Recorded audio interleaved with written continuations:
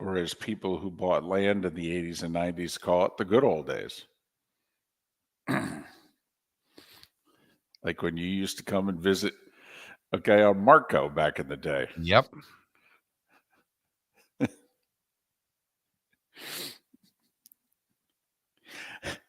Instead of telling you what didn't used to be here, honey, how about if I just point out the 6 things that were here? Exactly. So I think in a rush to get the new promos done, all they did was cut Shepard's name off of the promos.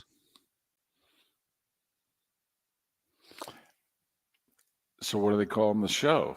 They don't. There's no name of the show. Well, apparently they called Dr. Roto. They want to try to pair him up with Sheeman. He has no interest in being paired up with Sheeman. And he's like, there's no fucking way I'm doing 4 hours. Oh, sorry, we're live. Sorry. I thought we were still just kibitzing. Sorry, we're live.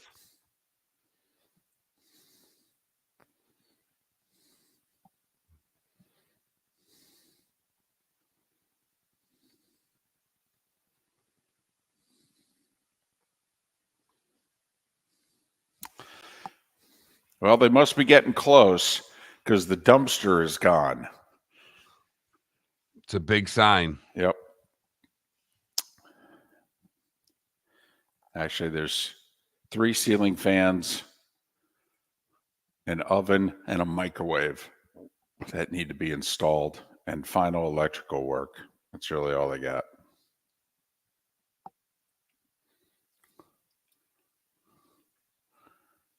Now they have to work around my schedule because they don't want to be here when I'm here. They're like, no, my guys make too much noise. Like, well, tell them to sleep in. Next 3 days, can't get here before 10.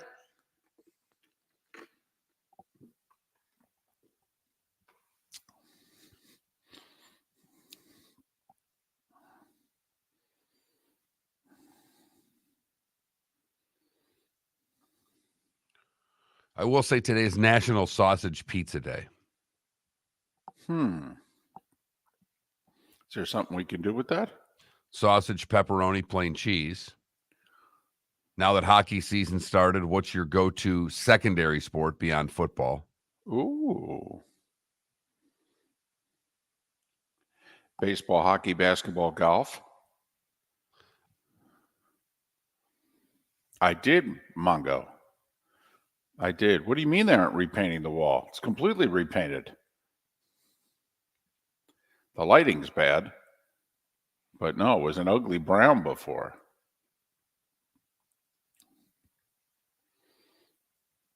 And apparently my Emmy's in the mail. So our sign, I'm going to have to get a thing to put our sign and the Emmy on it. You get an Emmy? I get an Emmy. Good for you. It's my second one, technically. What the hell did I do?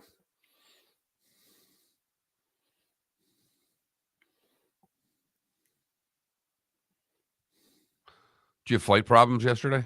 No. Okay. No, it's just, Vegas to Houston, Houston to Jax. I mean,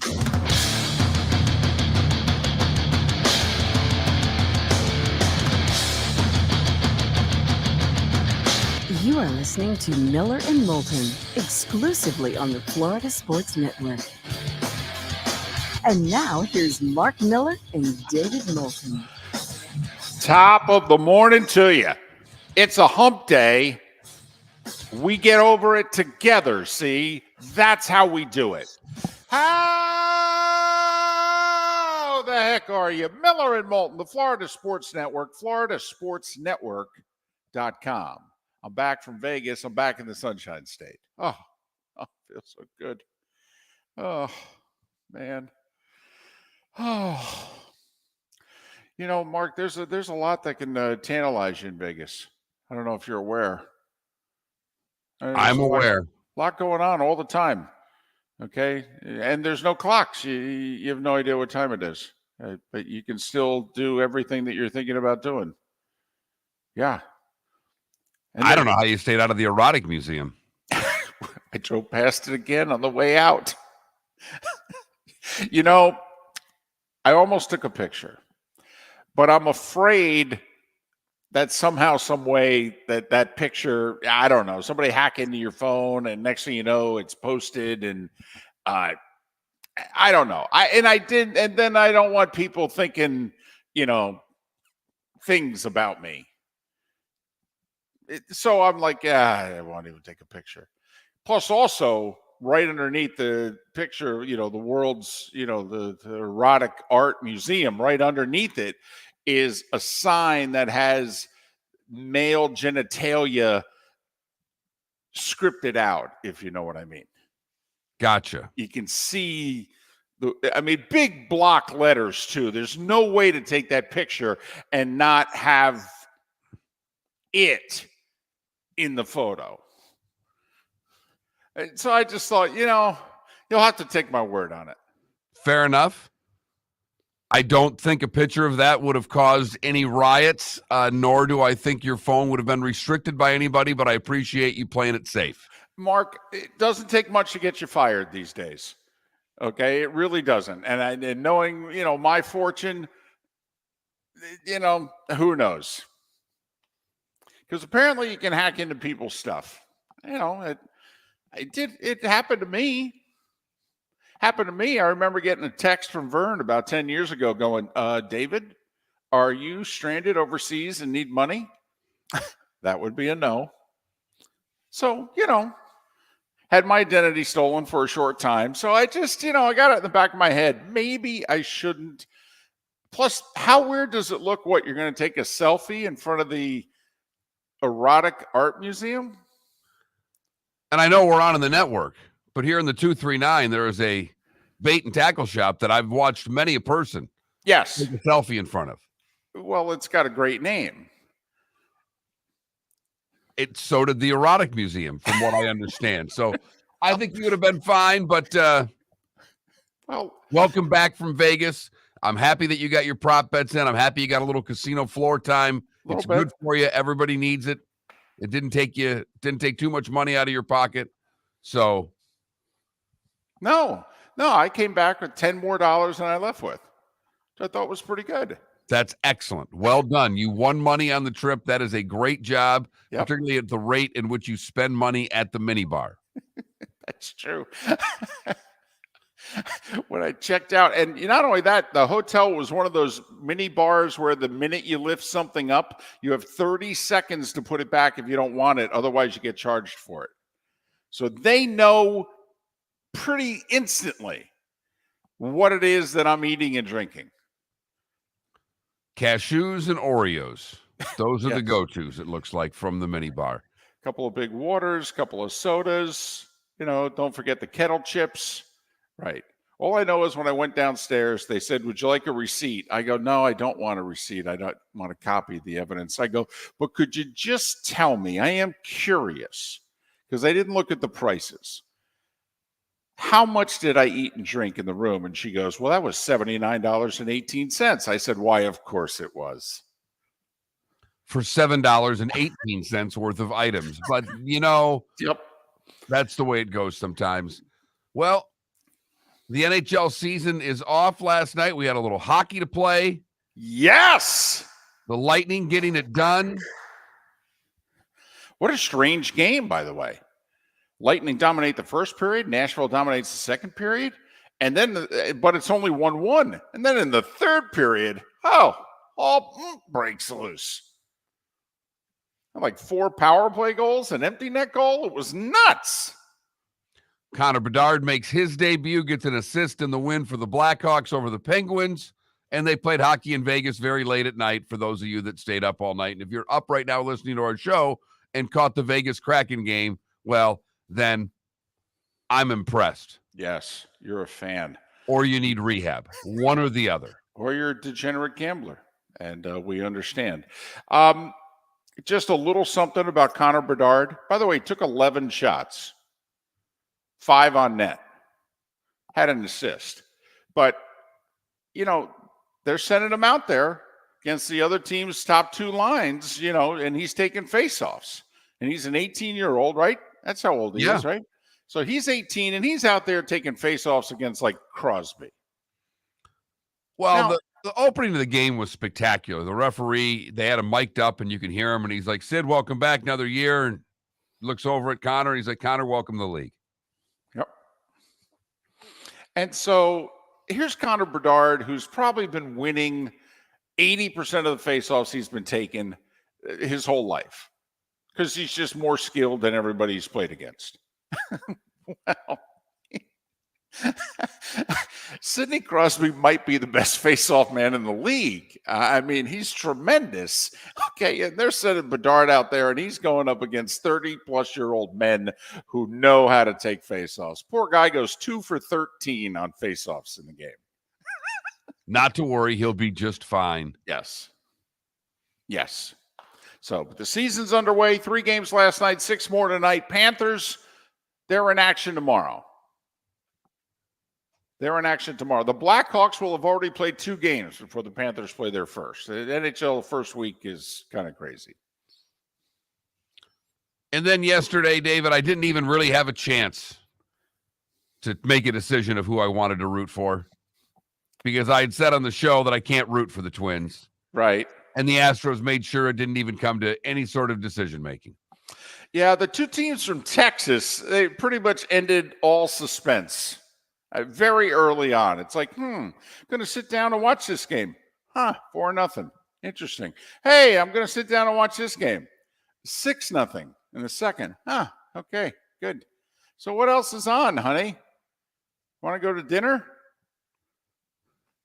I'll check back in an hour and see if this thing's any more interesting. How about the AL East going 0-7 in the playoffs? Never been done before. That a division played that many games and didn't win one. 0-7. Hey, pretty good teams, too. 101 win team, 99 win team. Throw in the Blue Jays just for you-know-what and giggles. 0-7. Man. Texas is responsible for 5 of them. Well, thus far, these baseball playoffs have not, other than the Atlanta-Philly game 2, there has been nothing. No. Nothing. Not much drama. Can't get a close game. That's it. That's really the only game so far. Nope. Couldn't get a game 3 in the best of 3 wild card round. And, 2 of the 4 division series are sweeps. Or at least we think. Arizona can put the Dodgers out of their misery tonight. It's no big deal or anything when you're throwing a guy out on the mound that gave up the most home runs in the league. That's the guy who has to save your season. Lance Lynn was batting practice this year. He's on the mound for the Dodgers tonight. But, yeah. Mark, maybe it's why we talk a lot of football. Could be. And you and I want to be talking about this stuff. You got the fever even. The Orioles went over 100 games, can't sniff a playoff win. No. No. They were down 9-2 in the 3rd inning of game 2. The 11-8 final masked the fact that it was a blowout. And then games 1 and 3, game 1, I guess, was a close game, right? Right. They lost a 1-run game. But, Texas took care of Tampa Bay. They had both those games under control. Here's another thing we need to keep in mind for next season and beyond. Arizona gets swept by Houston. At home. Final weekend of the season. And in theory, it's like, hey, they thought they were going to have to win at least 1, maybe 2 of those games to make the playoffs. They get swept. They back into the playoffs as a 6 seed. Yeah, they're 4-0 in the playoffs. Texas goes to Seattle for a 4-game series with a commanding lead in the West. They lose 3 out of 4. They don't even win the division. They're 5-0 in the playoffs. So the whole how a team ended the season, the whole momentum thing, remember in baseball, momentum is next day starting pitcher. It means nothing.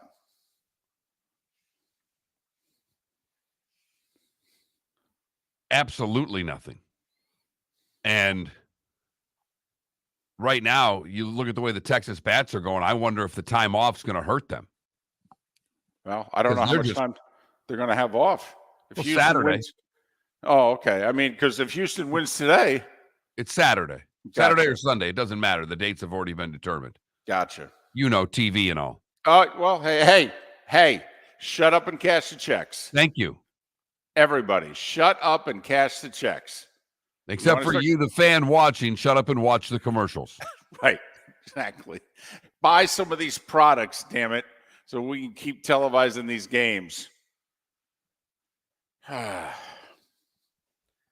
So, and there was football last night. You had to look for it. It was college. We got college football again tonight. Remember, this is part of a 50-day and night thing. You got football right up till Thanksgiving. Every damn day. Yeah. So we don't want to hear it. There's something for you too. We got hockey back, baseball, football. Hell, in a couple weeks, even Felipe will be happy.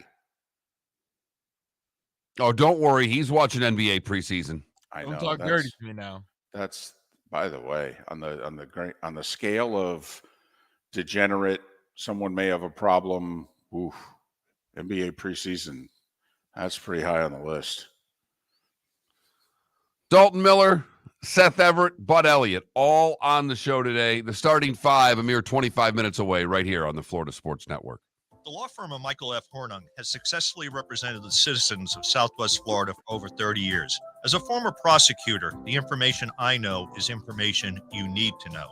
If you've been arrested for a DUI, a criminal matter, or involved in an auto accident, call the law firm of Michael F. Hornung.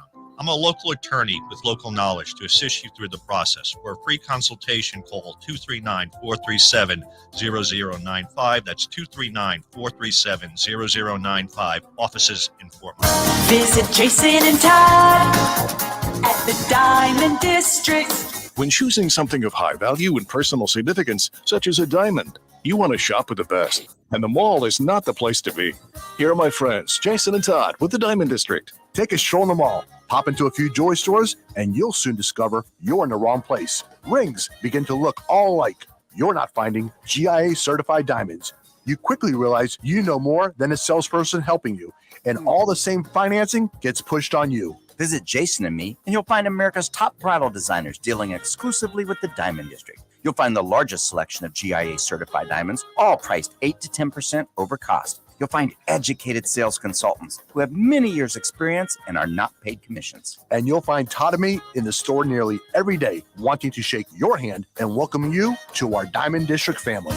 Visit Jason and Todd at the Diamond District. Hello, friends and family of Southwest Florida. Are you looking to tap into the electric vehicle market? Well, look no further, because we here at Southwest Florida Golf Carts have just what you need. E-bikes, golf carts, LSVs, scooters, and more. Come down and talk with one of our experienced sales reps, have a soda and a smile, and you could be cruising the streets in your new EV today. Stop by the store or visit our website at flgolfcarts.com and enter for a chance to win $100 off your next purchase by answering John's monthly sports question.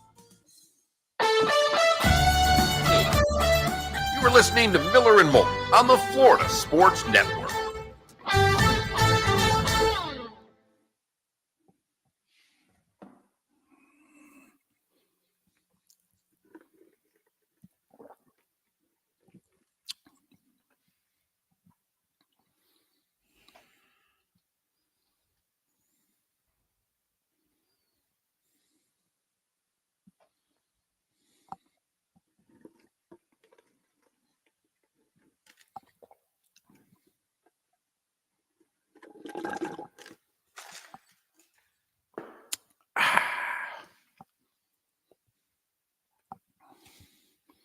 What happened to Trent? Who is Trent? Trent was our... Oh, gotcha. I don't know. Maybe he'll return. in about 19 days. Here we go. He texted me last night. Okay. So Felipe has a shelf life, Yep. and he is celebrating.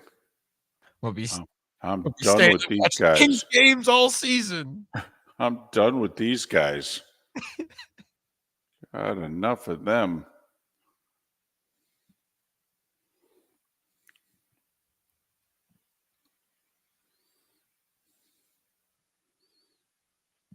Gonna have to introduce himself to his girlfriend. Hey, remember me? We're dating.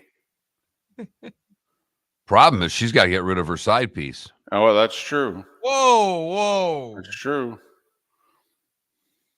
Damn. 4:30 this morning, I introduced myself to my wife. Went over, shook her hand. I said, hey, I'm married to a woman who looks a lot like you. Don't tell my wife.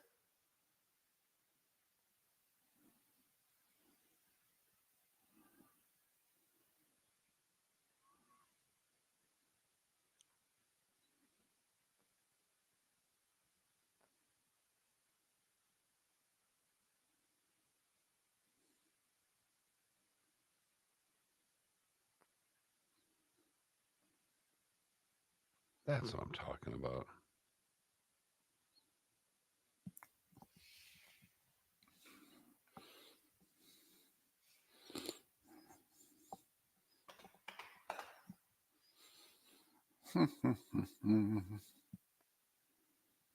There is a bowl game in Shreveport. There's also, I think isn't it La Tech? La Tech in Shreveport?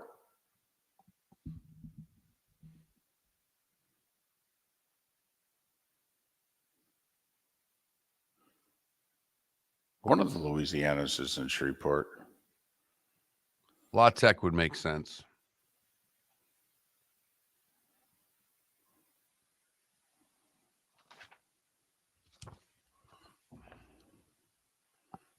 Oh, Ambient, don't encourage him, okay? It is where Tim Brando lives.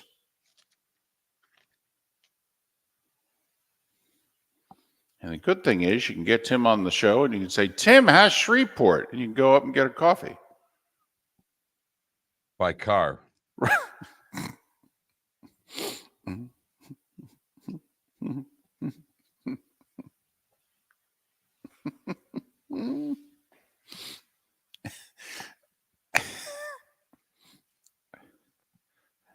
You realize that all I'm doing right now is looking up where La Tech is.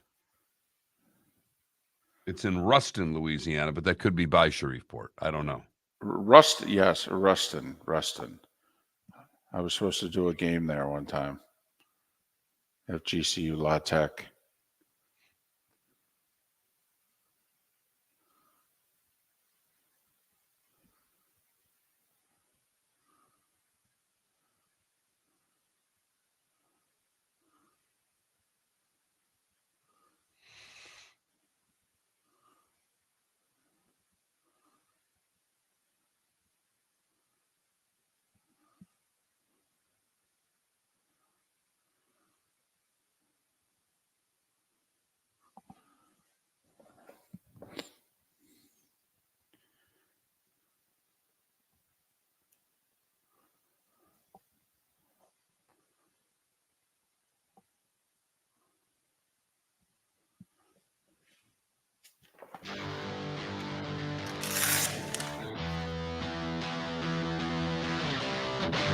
You're listening to Miller and Moulton, only on the Florida Sports Network.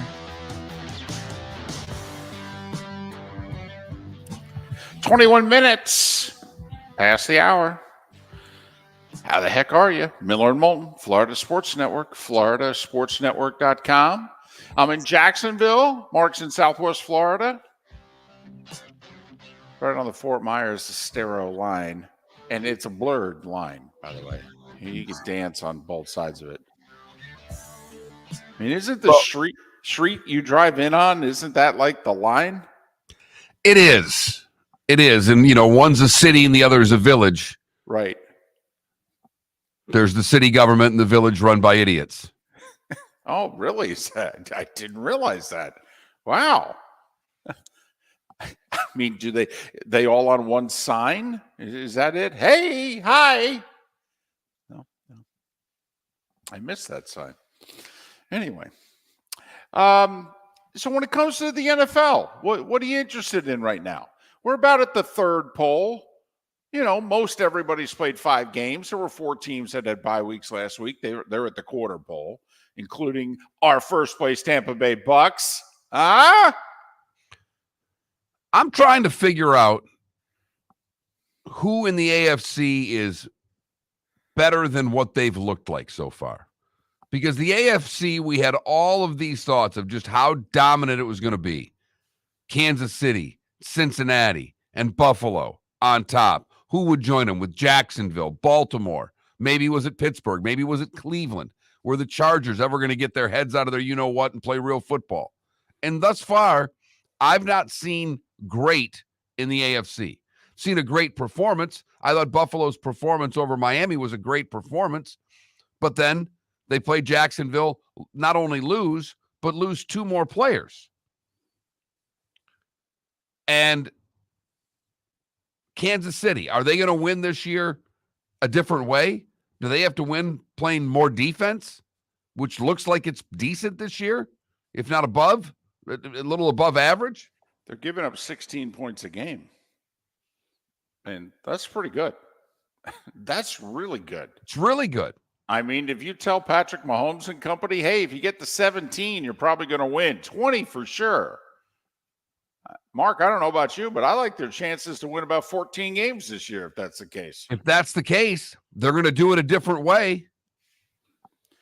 Boy, would that freak people out. I mean, if Andy Reid won with defense, would that just freak people out? First off, I don't know about you. I really want to see Patrick Mahomes have to play a road playoff game. I mean, this is kind of like, when Brady and Peyton, it seemed like they were always home until they had to play each other. I mean, it's like, come on. Can't we put Mahomes on the road in a playoff game? I mean, you know me, Mark. If the playoffs started today, guess who's the 1 seed in the AFC? I mean, I'm not asking for much, am I? 6 years, can he play 1 road playoff game? Come on now. I mean, if it's up to Miami to do it, then do it. Well, they get the chance. They get him in the regular season. Right. In London, though, but whatever. Or is it Germany? Germany, but who's counting? You're rolling. I just kind of let you go Belushi there. You're on a roll. I don't know. It says international series. I guessed England. I was wrong. No, the last England game is Sunday. I think that's the Gotcha. end of their run of 3 games. Then they're tired of us? Then they go to Germany. Gotcha. They're like, listen, you sent us Atlanta, you sent us Tennessee, we're done with you, okay? This is not entertaining football. Get out of here. Only Moulton loves Ryan Tannehill. Go. That's all I'm hoping for, by the way, in the AFC. I'm not kidding. I want to see Mahomes and the Chiefs go on the road. 1 game. I don't think it's asking much. Hell, Pat Kerwin, the CBS folks are tired of the AFC title game in Arrowhead. They're like, man, can we just have this game anywhere else? Golly. Cold, windy, but it smells really good. Oh, yeah, the barbecue is amazing. The walk through the parking lot is, there's a part of you that's like, I don't want to go inside. Yeah, I know eventually they'll play football, but the smell stops. The smell doesn't make its way into the stadium. Can I just walk around this parking lot? Oh, man. The walk in the parking lot marks 1,200 calories. Just the smell. That's why you have to keep walking to burn it off. Ugh. You like DeVito in those Jersey Mike's ads with your smell catcher? I'll try to paint this picture. All right. There's a guy in the booth. John Perry used to be to my right, the official. The last 2 weeks, for whatever reason, they put him on the other side of the booth. All right. So there's a guy to my right in the booth. Man, he's about 20 years younger.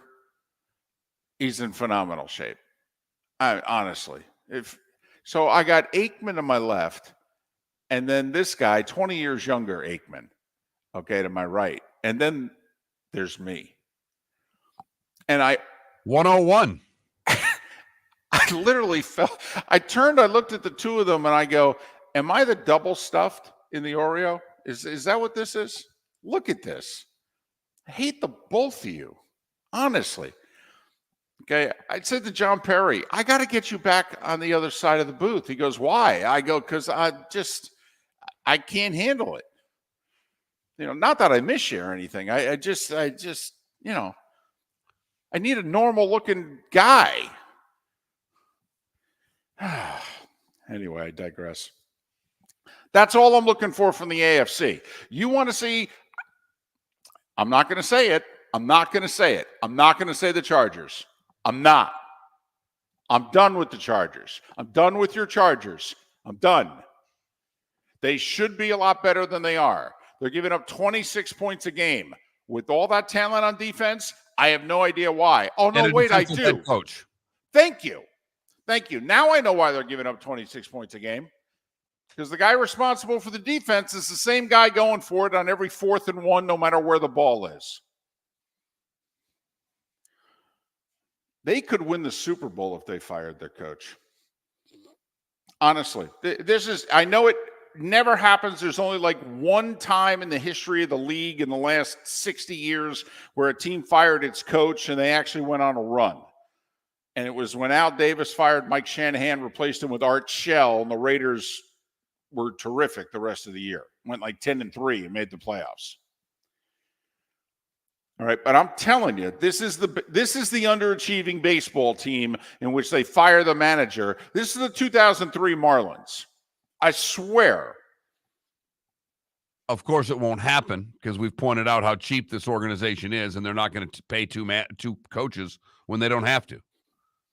And this is Miller and Moulton talking about firing Staley, nobody else right now. But, I mean, you name the coach. I mean, you could bring – let's see, the Marlins brought in Jack McKeon, right? What do you say you call Jimmy Johnson? No, just, call some old guy. His great days are past him. He's retired. He's done. Now pick a guy. You got two jobs. Kick field goals on 4th down. That's your first job. And punt on 4th down when you're inside your own 30. That's it. You do that, we should be fine. Really, I'm telling you. All right, John Fox might be listening to the show in Southwest Florida. Honestly, you fire Staley. John Fox is an interim coach. He'd take his 3rd team to a Super Bowl. Because John can do that. John knows when to punt. John knows when to kick. And John's a defensive guy. He'd tighten up the defense. He'd say, let's punt. Huh. Look at it. Chargers are on a roll. What are they doing? They're punting and they're kicking. I'd love to defend the Chargers right now. I can't. No, you can't. No, you can't. But that's the team. If they were any other name with any other coach, that's the team. Maybe your beloved Bengals. Maybe. Joe Burrow looked like Joe Burrow last week. Just saying. So I want a Mahomes road game, and I want a new coach with the Chargers. Then the game's on. Located on the East Trail, locally owned Naples Tiki Bar and Grill is an outdoor eatery next to the Hitching Post Shopping Center. Island-inspired food with a true tiki theme. The best place in Naples to enjoy the beautiful weather in Southwest Florida. The Naples Tiki Bar and Grill offers a great menu for dine-in or takeout. Enjoy our famous pulled pork, huge burgers, and tiki bar cocktails. Don't miss happy hour every day from 3 to 6 and live music 7 days a week. See you soon at the Naples Tiki Bar and Grill, 11498 Tamiami Trail East. Visit Jason and Todd at the Diamond District. When choosing something of high value and personal significance, such as a diamond, you want to make sure you're shopping with the best. And the best when it comes to GIA certified diamonds and diamond jewelry is not online. It's not in the malls. And it's not with any of the new pop-up jewelry stores trying to make a go of it here in Southwest Florida. The best place to buy diamonds is with my friends Jason and Todd at the Diamond District, who have made Southwest Florida their home for over 20 years now. The largest selection of GIA certified diamonds is with the Diamond District. The only place you'll find diamonds 8 to 10% over cost is with the Diamond District. America's top bridal designers have chosen the Diamond District to represent their engagement rings exclusively in Southwest Florida. Simply put, the best selection, experience, and best prices are with Jason and Todd at the Diamond District. Visit Jason and Todd at the Diamond District. Hello, friends and family of Southwest Florida. Are you looking to tap into the electric vehicle market? Well, look no further, because we here at Southwest Florida Golf Carts have just what you need. E-bikes, golf carts, LSVs, scooters, and more. Come down and talk with one of our experienced sales reps, have a soda and a smile, and you could be cruising the streets in your new EV today. Stop by the store or visit our website at flgolfcarts.com and enter for a chance to win $100 off your next purchase by answering John's monthly sports question. You are listening to Miller and Moulton on the Florida Sports Network.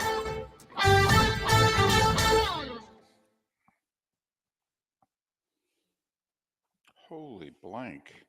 What's that? I'm just reading a story I hadn't read.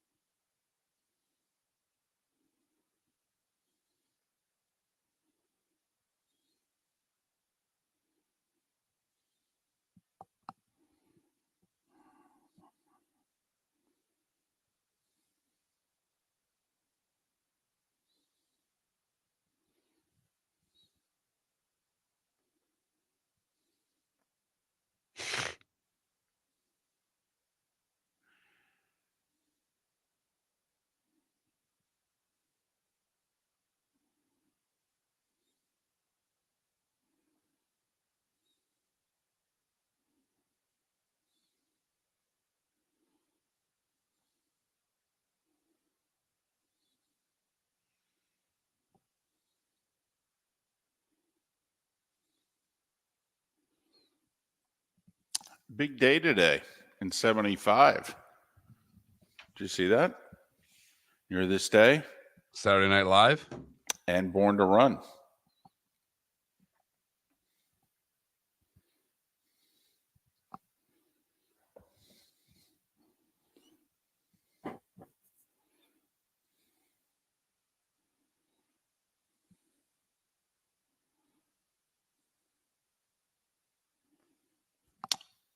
Born to Run making the top 40 for the first time.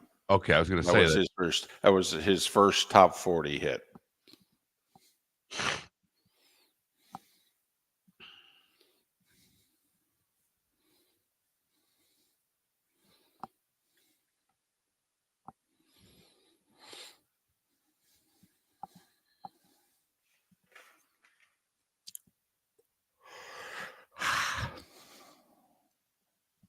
Oh, that's right. Sunday's creamsicle day.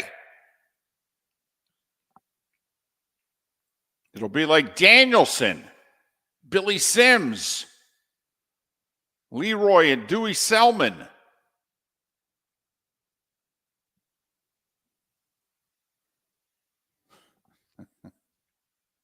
Your final 10-7.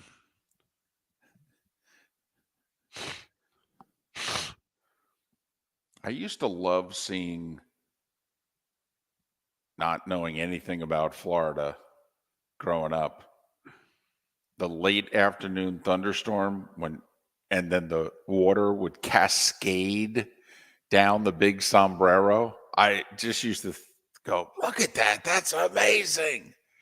They got their own waterfall in the stadium.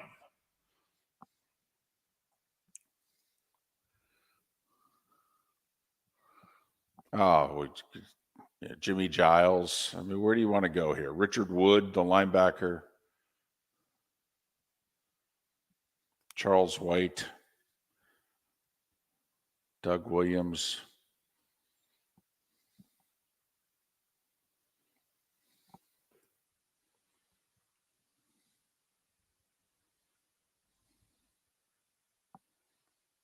James Wilder was tough. My grandmother loved the Bucks. Bucks and Giants would play. My grandfather and I'd be rooting for the Giants. She'd be sitting right there rooting for the Bucks. I used to love the fact she loved the Bucks because of their head coach, who of course came from USC. And my grandmother was the biggest Notre Dame fan I ever knew.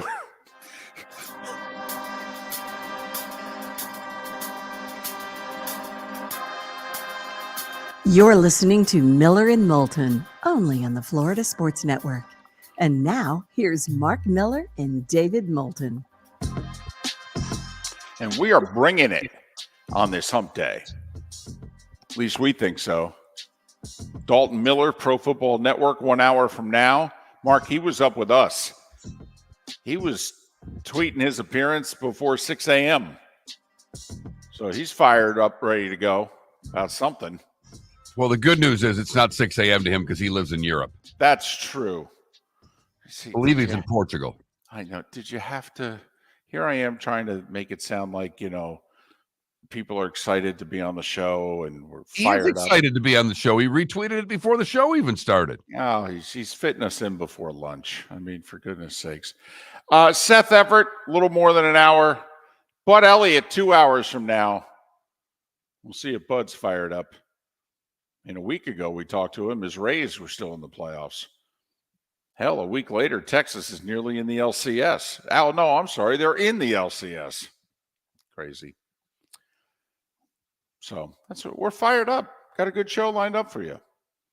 Let's keep it going. Time now for The Starting Five. 5 stories you need to know. It's the Starting Five on Miller and Moulton. Here's number 1. They do things bigger and better in Texas. At least that's what they say. That's what the T-shirts and the airport say. Rangers sweep the Orioles. That's after they swept the Rays. What the hell is going on here? 7-1 the final. Corey Seager, second batter of the game, he homered. Then Texas scored 5 in the second, just in case you were thinking about sticking around and watching the game. Nathan Eovaldi came off the injured list for the playoffs. He's pitched twice. He's pitched well both times. 7 innings, 1-run ball.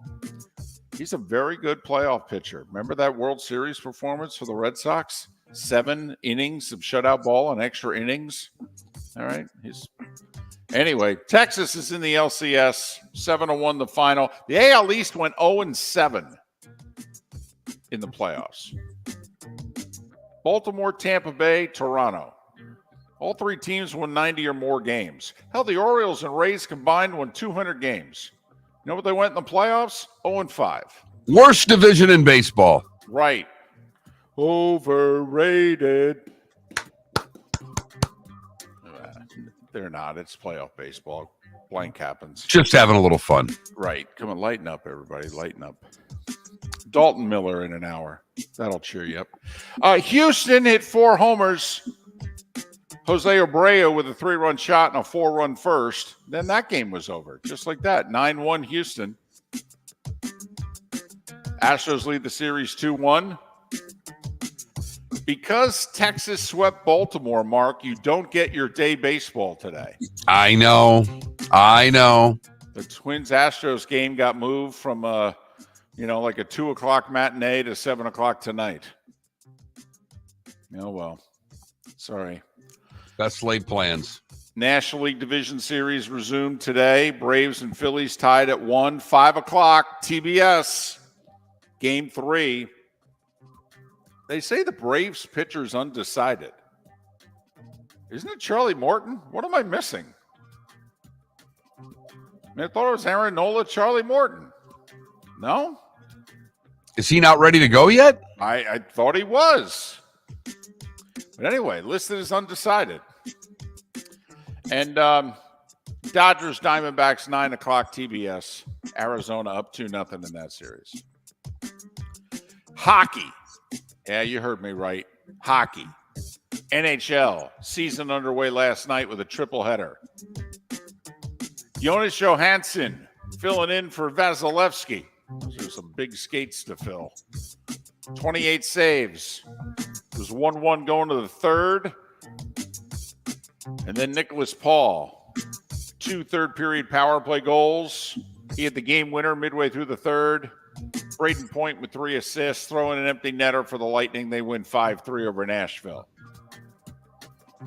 Chicago with 3 third-period goals. They overcame a 2-0 deficit. They beat the Penguins 4-2.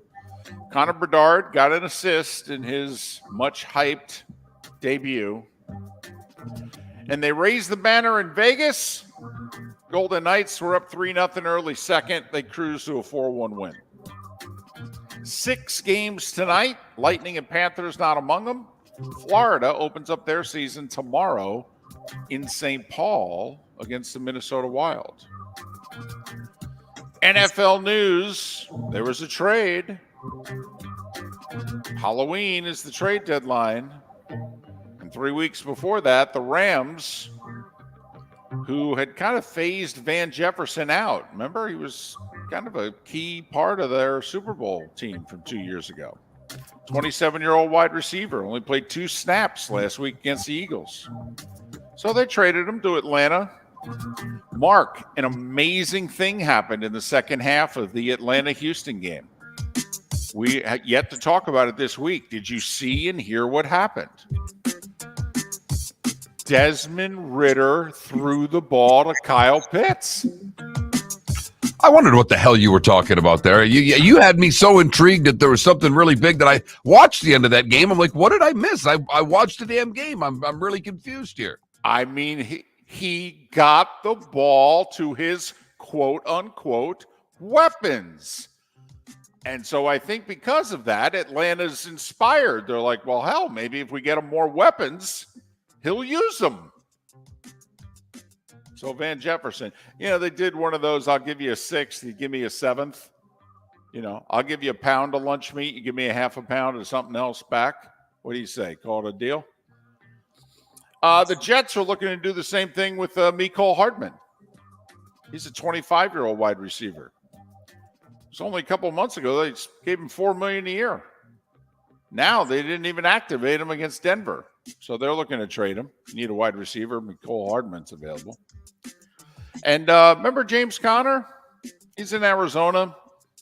He's having a good game. Ripped off a long run. Got hurt at the end of the run. Knee injury. Not season ending. All right, he's on the injured list 4 weeks. James Conner of Arizona.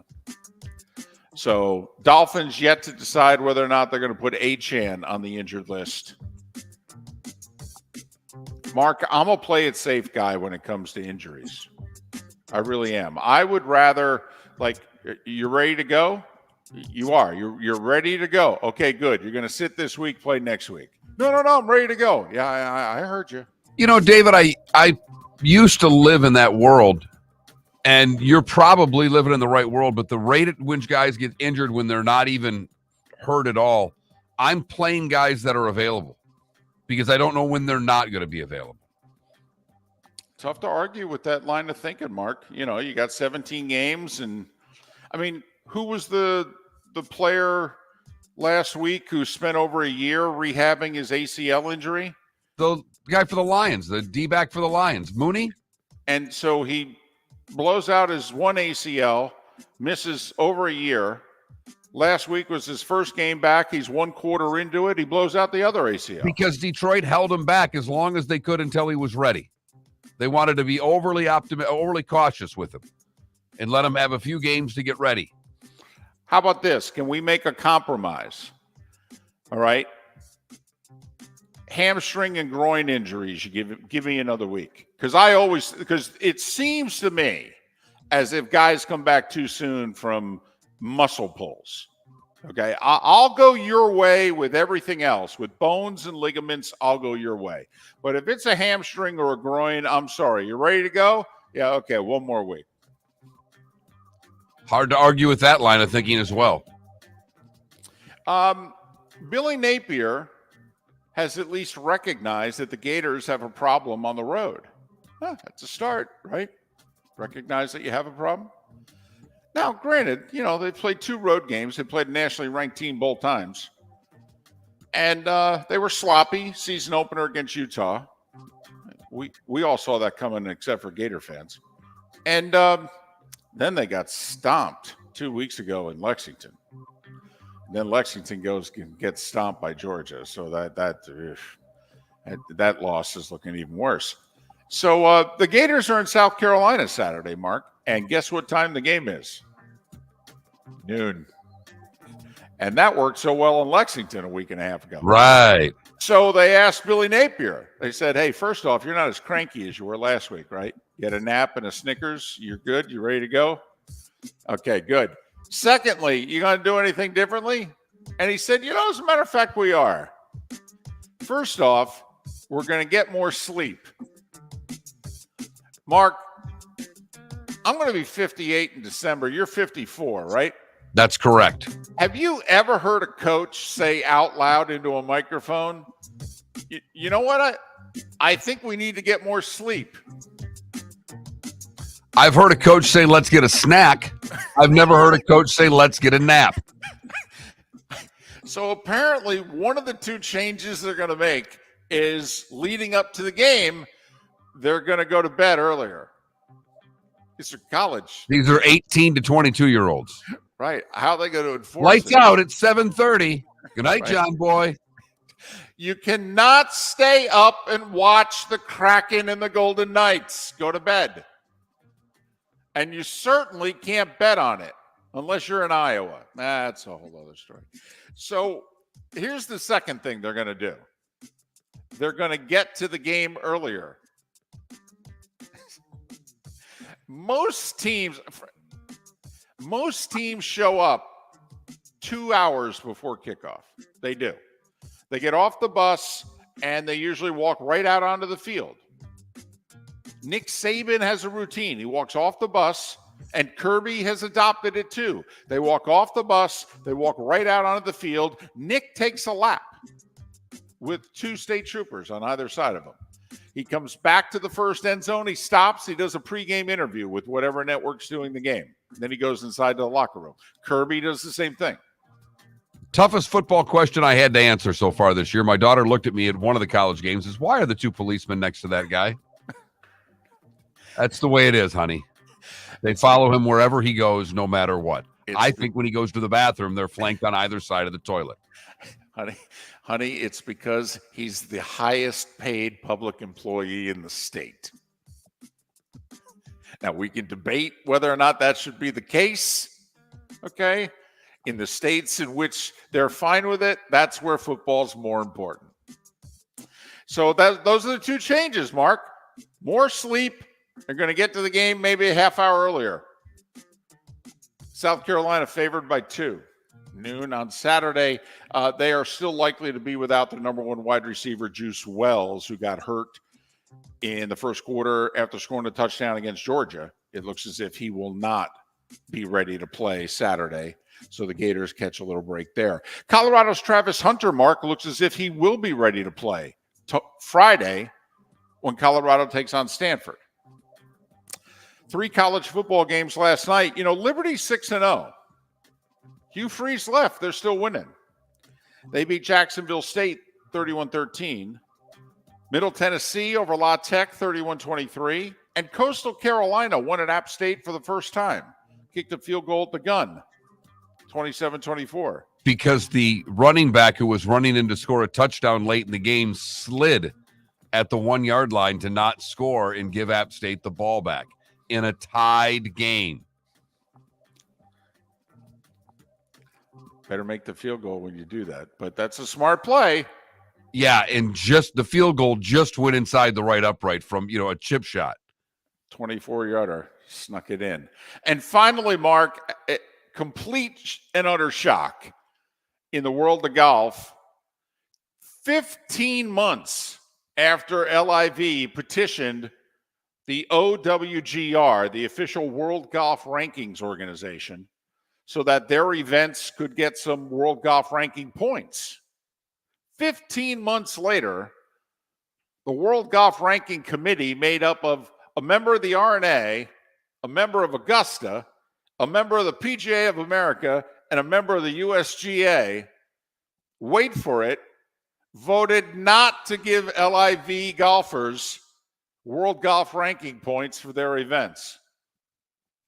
Wow. That's a shocker. See, this merger's going along just swimmingly. The merger's in jeopardy, by the way. Yes, it is. Very much in jeopardy. On several different fronts. Right.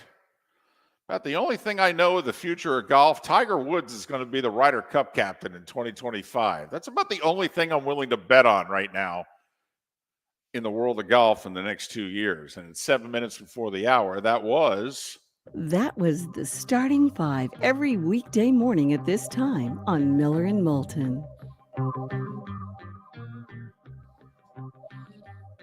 Can't believe they got denied, especially with the judges panel, the way they had it packed. Such a joke. It certainly is. I mean, listen, I don't think they should get full credit, but half. I mean, they worth half, 1/3, worth nothing. The law firm of Michael F. Hornung specializes in criminal defense, DUI, personal injury, nursing home claims, and auto accidents. I'm a former prosecutor with over 34 years of experience. The information I know is information you need to know. If you've been arrested for a DUI, time is of the essence to maintain your driving privileges. Call the law firm of Michael F. Hornung for a free consultation. At the law firm of Michael F. Hornung, we are committed to excellence in your representation. Being a local attorney with local knowledge is clutch to the success of your case. For over 30 years, we have successfully represented the citizens of Southwest Florida. For a free consultation, call 239-437-0095. That's 239-437-0095. Our offices are conveniently located in Fort Myers. Visit online at mfh-law.com. Hello, friends and family of Southwest Florida. Are you looking to tap into the electric vehicle market? Well, look no further, because we here at Southwest Florida Golf Carts have just what you need. E-bikes, golf carts, LSVs, scooters, and more. Come down and talk with one of our experienced sales reps, have a soda and a smile, and you could be cruising the streets in your new EV today. Stop by the store or visit our website at flgolfcarts.com and enter for a chance to win $100 off your next purchase by answering John's monthly sports question. Visit Jason and Todd at the Diamond District. 20 years ago, Jason and I had the idea for a jewelry store like no other, with a vast selection of certified diamonds priced 8 to 12% over cost. A team of individuals who are educated, driven, and believe in cultivating relationships. Today, we have become one of the largest independent jewelry stores in the country. Todd and I love what we do and are in the store nearly every day, along with our GIA gemologists, master jewelers, custom designers, and non-commissioned diamond consultants, all of which we consider family. As direct diamond importers, we travel the world, forging relationships and sourcing diamonds. What we love most about our business is that we can call Southwest Florida our home. If selection, value, and comfort are important to you, give the Diamond District an opportunity. You won't find a better diamond buying experience.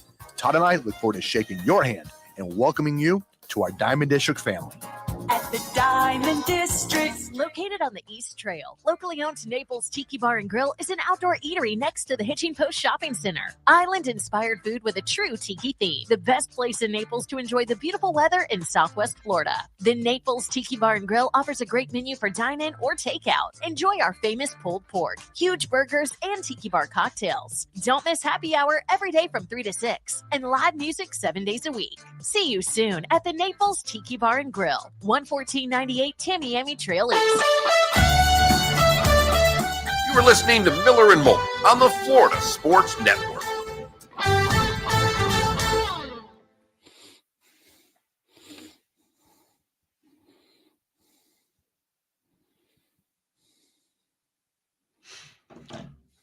So do you want to go with this, what's your number 2 poll question? Yeah. Or did we have something yesterday that we were going to use today? I forget. Yesterday seems like a long time ago to me. It was.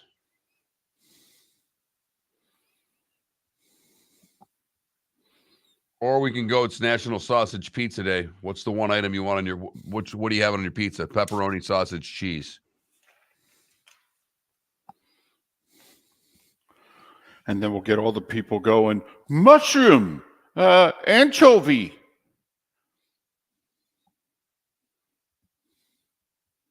Pineapple. Well, you'll get the same thing with the other one. Well, hockey is my favorite sport. It doesn't matter what you put up there.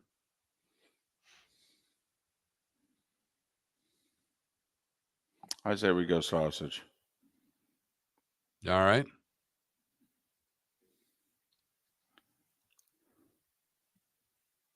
Because we can do the other one tomorrow.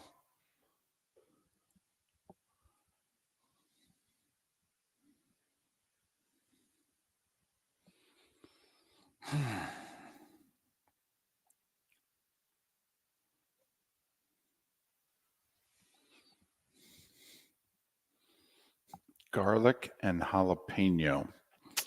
I'm not a jalapeno guy.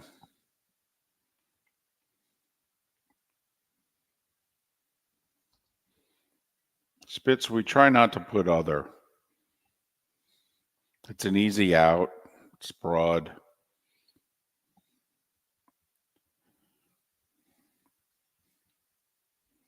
DC, I don't know how many people like sausage.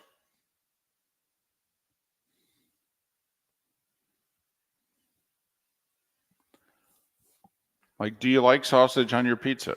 Oh, that's my go-to. See, pepperoni is my go-to. Pepperoni, extra cheese. That's my 2-topping pizza.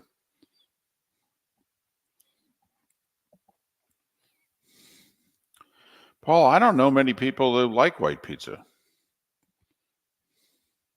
Doesn't mean there's not many. I just don't know many of them.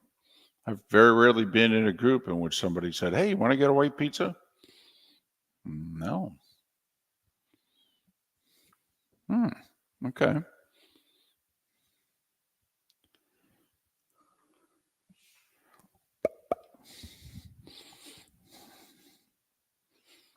Today's National Sausage Pizza Day. Which pizza are you eating? Sausage, pepperoni, cheese.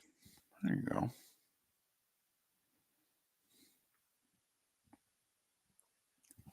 Oh, man. I may vote and retweet that before we even say it on the air. Look at you. Fired up. Somebody got a good night's sleep. Not really, no.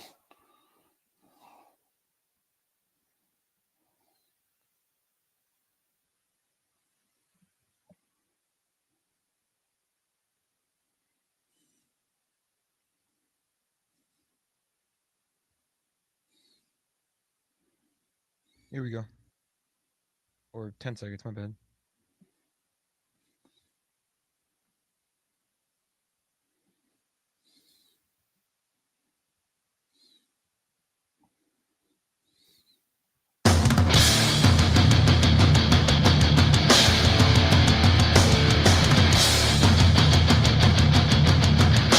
You are listening to Miller and Moulton, exclusively on the Florida Sports Network. And now, here's Mark Miller and David Moulton. Hour 2 of Miller and Moulton on this hump day as we get over it together. Good guest lineup. Dalton Miller, a little over 35 minutes, talk NFL. Seth Everett, top of the 8 o'clock hour. Bud Elliott in an hour and a half, talk all things college football. That's how we roll. Miller and Moulton, Florida Sports Network, floridasportsnetwork.com. And the shape up continues. Huh? Lay it on them there, big fella. Well, first we had yesterday's poll question. All 3 Florida NFL teams are leading their divisions. How many of them will win their division? And you're a little negative. Even though 2 won it with 42%, 1 was a strong second place with 36% of the vote. Only 14% of you thought all 3 would win the division, with 7% of you saying none of them would win the division. I have to admit, I'm looking at that the other way. 60% of those that responded think it will be 2 or 3 will win the division. I'm looking at that as a positive. No? Did I do the math wrong? Well, you round it up pretty liberally. I mean, Okay. it is 56%, and that definitely rounds up to 60. But that is a leap to me. It is. It is. It is. You That's barely had enough money to cover the juice, and you're lumping it up to 60%. That sounds like a bettor that's not telling you about one of the games that I had a great week. That's you order it and you go, do you want to round that up for the kids in education fund? Yeah, sure. That's what I did there, Mark. I've been saying yes to a lot of that. By the way, I threw somebody into a tizzy. You're not going to believe this. I went to a drive-thru and ordered fast food the other day, and it was like $11.98. And they said, would you like to round up? And I said, come on. That's only 2 cents. I go, throw another $1 in. She's like, I can't do that. I'm like, what do you mean you can't do I can't do that? Well, I don't want to give 2 cents. I'd rather give nothing than 2 cents. So let me get this straight. Now at the fast food, you've got to give to a charity to round up, and they put a tip jar out there half the time wanting to tip from you. Now, and I don't tip at a fast food joint. Yeah, I don't either. Okay, I don't. And I like to tip, but I don't. 22%, we know. No, stop it. I'm 30, 40, 50%. And you should see the money. In fact, they're making fun of me, all right, on the Monday Night Football crew because you name it. Just if you do $5, you do something for me, $5. Valet the car, $10. Hotel, $20. Okay, the maid. I mean, I'm just hell. It cost me $100 just to do the game. I mean, parking lot attendant. Where do I park? Over there. Here's $5. I mean, honestly, I'm like, I'm like Sinatra back in his prime. I'm throwing money around like I got it. Anyway, so I damn near called the manager over. I'm like, come on, there's got to be a way for me to give $1. If I leave the $1 here, will you just take it at some point, put it in the education fund? And she looked at me like, I can't do that. I go, you do know you're going to make me like go back around and order like sticks or something and throw more money in. Sorry. What's our poll question today? Our poll question today is National Sausage Pizza Day. Ooh. Yeah, I know. With that being said, which pizza are you eating? Sausage, pepperoni, or cheese? Those are your choices. Oh, how about yes? Is that a choice? No, one of the 3 is a choice, and you can't vote all of the above, David. Damn. Kind of like all of the above. Definitely like 2 out of the 3. I'm with you on all of the above. It's a hard choice. All right. Okay. I'll go pepperoni then. I'll go pepperoni. That Mark Miller, the David Moulton, Florida Sports Network, floridasportsnetwork.com. That's where you can go and vote. We ask the hard-hitting questions, folks. Hard-hitting questions of the day. Always have. Yeah, I'm a sausage guy. Give me the sausage pizza over the pepperoni pizza. Huh. Now, since you're the cook, do you do different kinds of sausage or just standard? Just Italian sausage on my pizza. But it's got to be chunks of sausage. I don't want the ground sausage. That's not good.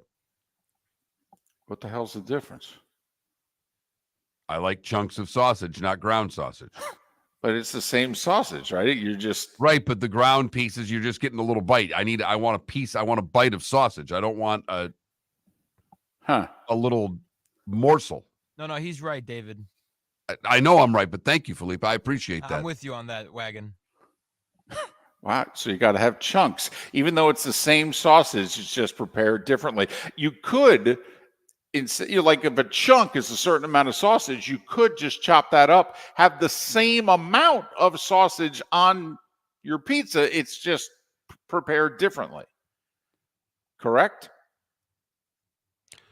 It doesn't give you the full, you don't get a bite with that sausage taste in it, though, David. You just get a little bit. And I don't want a little bit. I want a lot of sausage. It's the same amount of sausage. How could you not get the same amount of taste?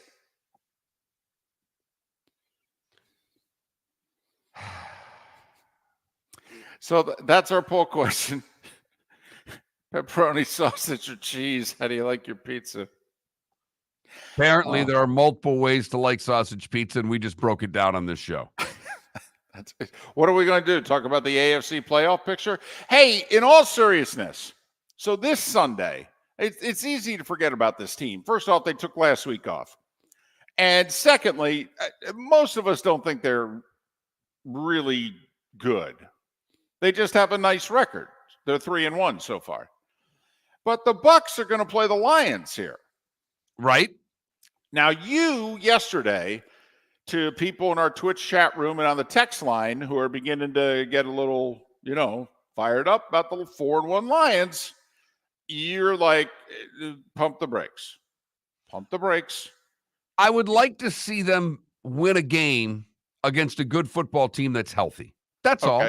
Okay, well, let me ask you then, would Sunday meet that criteria for you, a first place, healthy, coming off a bye week, healthiest Bucs have been all year, that might get a couple guys back in the secondary, etc. If Detroit goes on the road and beats Tampa at 27-17, does that fit the criteria, or do the Bucs not measure up to the criteria? The Bucs don't measure up to the criteria for me. It would be another nice win, but I believe they're favored in this game. They should be if they're not. The game I want to see for Detroit is if they get through Tampa, is they go to Baltimore the following week. Okay. That's a whole nother level to me, to go into Baltimore and win. So because I'm not sold on the Bucs. I think the Bucs are an average football team at best. All right. Their offensive line's playing way above its skis right now, which I think is terrific. If it continues to do that and give Baker Mayfield time, that bodes well for the Bucs. I still think they can win the division, but it's a bad division. Detroit a 3-point favorite. So okay. Whereas right now, Detroit is a 2.5 to 3-point underdog going to Baltimore. So if Baltimore beats Tennessee this weekend is it London? London. Thank you. And they'll be 4-2. And then Detroit would go into Baltimore. If they win, and especially if it improves their record to 6-1? Right. Then you're on board, is what you're saying. Yes. Okay. All right. Now, let me go the other way. What if the Bucs beat the Lions? SOL, David. SOL. Same old Lions. So you're not going to give the Bucs any credit? That's what I'm wondering. So you've laid down the criteria for the Lions, and that's fair. But what if the Bucs, think about then their last two games after getting spanked by Philly. On a short week, they will have gone to New Orleans and took it to the Saints. Yep. And then, most people right now, Mark, if you were to ask, you got San Francisco and Philly in their own area code. Right now, if we took a poll, third best team in the NFC, I think it'd be pretty close between Dallas and Detroit. I think Dallas would end up, I think you're right. I think Dallas would end up winning it just because of the media hype that we give the Cowboys. but I don't know if they deserve to win it right now. Well, and I was actually thinking Detroit might win it because our last impression of Dallas is we saw them get beat 42-10. But so if Tampa Bay in back-to-back games beats the team that most people feel is the best team, at least the best roster in the NFC South, and they went into their place and punched them in the mouth and beat them at their game, a team that then the very next week won by 5 touchdowns. And then they beat Detroit, whose only loss this year is in overtime to Seattle, another team who you could nominate as the third best team in the NFC, by the way. So do the Bucs become a, quote, good team, unquote, if they beat the Lions? Ooh, I like that phrasing, and I would say yes. I would say yes. If the Bucs win this game, I think you would have to consider them a good team. They'd be 4-1, only lost to the Eagles. I mean, you know, that's pretty good. Right. Now, granted, yeah, I know they beat Minnesota 1-4, Chicago 1-4, got it. But, you know, once again, they don't make the schedule. They just play it. So that's kind of what I'm wondering. So Detroit doesn't have nearly as much to gain as Tampa, but if Detroit will gain nothing in your eyes with a win, but the Bucs will in your eyes. Yeah, absolutely. Okay. Fair enough. By the way, I agree with you. You know, I think the Bucs might be the best of a bad division, but they beat Detroit. Huh. Okay. They beat Detroit, then they're hosting Atlanta the next week, and they can take a stronghold in that division with a couple of wins. Then again, lose to Detroit. Now you're looking at that Atlanta game going, man, home division game. Got to win that. Could fall to third place in the division with a loss. The law firm of Michael F. Hornung specializes in criminal defense, DUI, personal injury, nursing home claims, and auto accidents. I'm a former prosecutor with over 34 years of experience. The information I know is information you need to know. If you've been arrested for a DUI, time is of the essence to maintain your driving privileges. Call the law firm of Michael F. Hornung for a free consultation. At the law firm of Michael F. Hornung, we are committed to excellence in your representation. Being a local attorney with local knowledge is clutch to the success of your case. For over 30 years, we have successfully represented the citizens of Southwest Florida. For a free consultation, call 239-437-0095. That's 239-437-0095. Our offices are conveniently located in Fort Myers. Visit online at mfh-law.com. Hello, friends and family of Southwest Florida. Are you looking to tap into the electric vehicle market?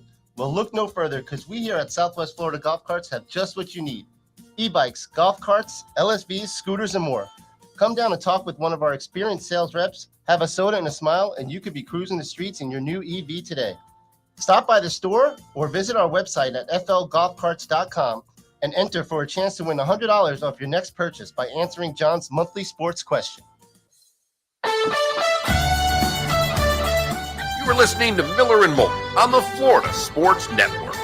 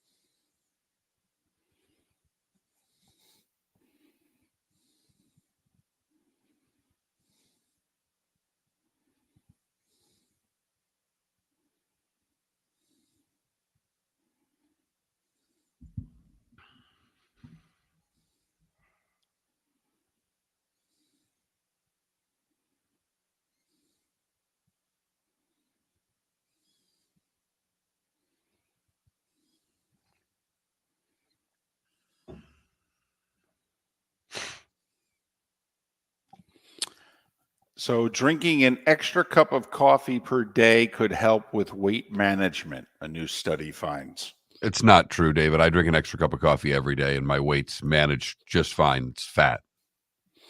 Well, maybe you need to go from 12 cups to 13. Right. I'm sorry? I'm just telling you.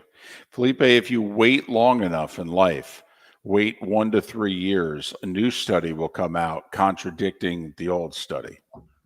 John Oliver did a great report on these. There's no money in debunking these theories. The grant money all comes from doing it. There's no grant money to say you're full of it.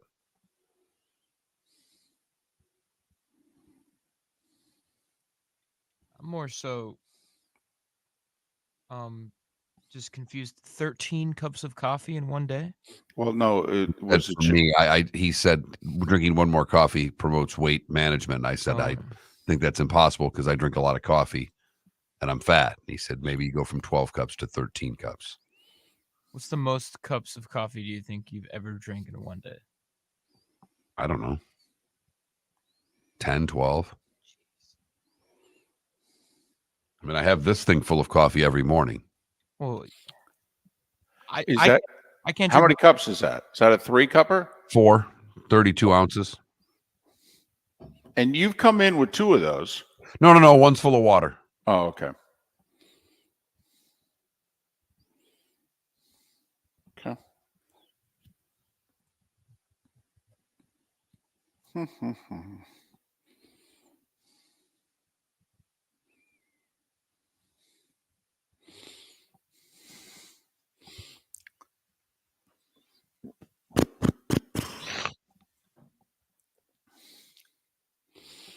Yes, KW, we're living longer because we're wearing helmets when we bike around the neighborhood.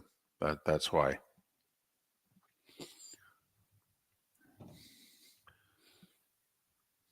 I remember spending 3 years of my life being Evel Knievel. We used to set up.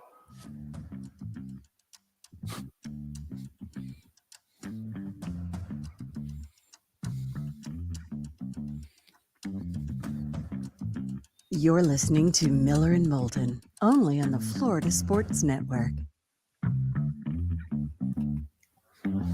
As we approach 21 minutes after the hour, Dalton Miller, Pro Football Network, profootballnetwork.com. He'll join us in a little more than 15 minutes' time. Seth Everett, top of the hour. Bud Elliott, talk all things college football in a little more than an hour. So Texas eliminates Baltimore. The American League East goes 0-7 in the playoffs. 0-7. That's never been done before. Houston's up 2-1 on Minnesota. They beat the Twins 9-1. Game 4 tonight.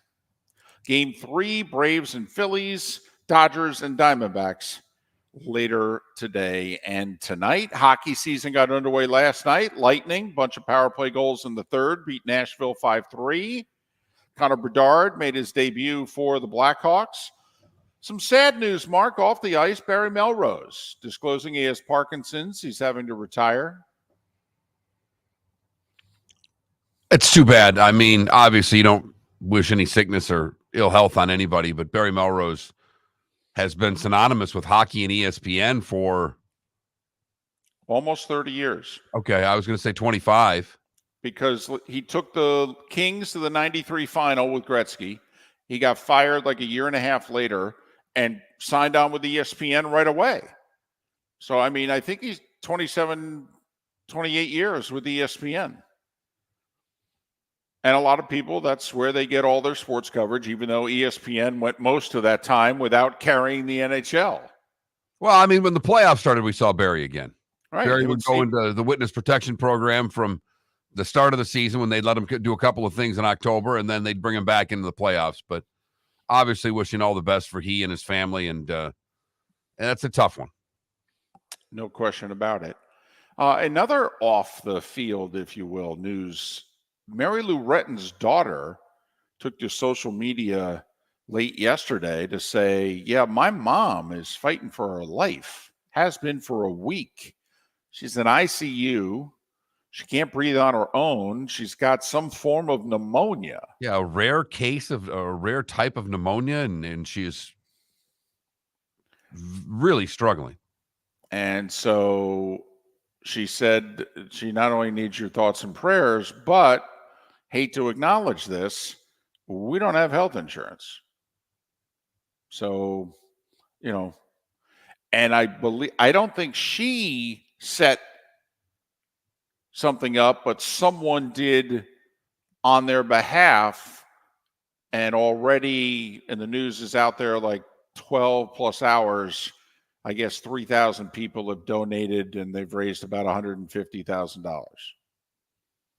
And you can only imagine what a week in ICU, what those medical bills are going to be without insurance. But Mary Lou Retton's 55, by the way.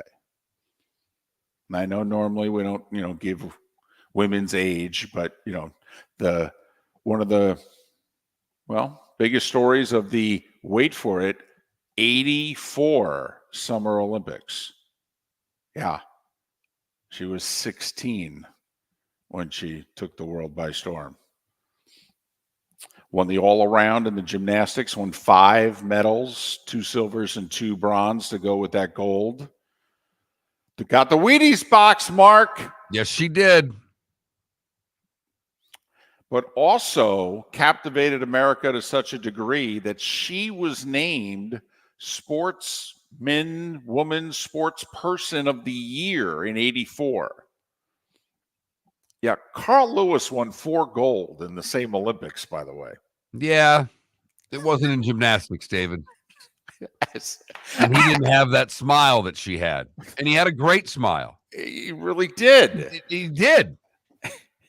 But track and field is, although track and field was big 40 years ago. I mean, we aired track and field meets on the weekends on NBC and ABC. I was going to say bigger then than it is now. Much. And Carl Lewis got a lot of hype heading into those Olympics too, trying to match what Jesse Owens did, and he did it.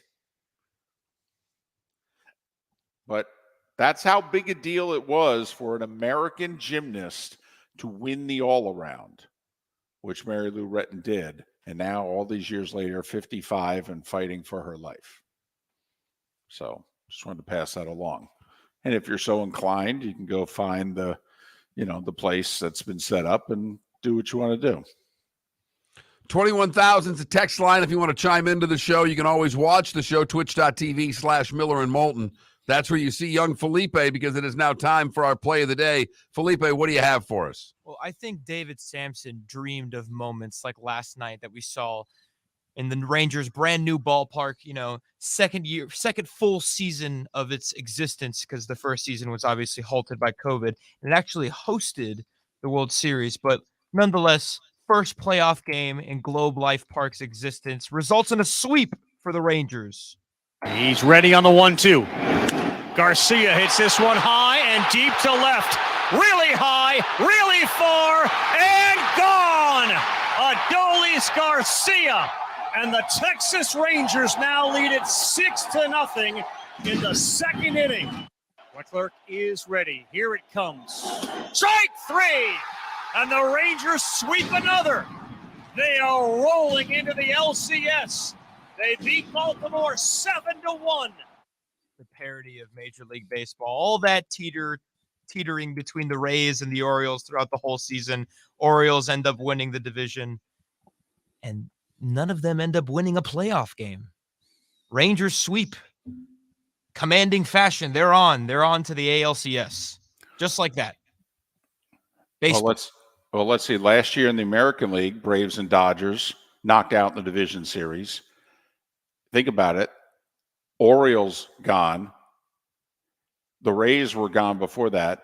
So the top 2 teams in the American League for wins out. The Dodgers are a game away from elimination, and most people are worried about the Braves. In a dogfight of a series with the Phillies, a team who took them out last year. I mean, the 4 winningest teams in baseball, 2 of them are already gone, and the Dodgers are facing extinction.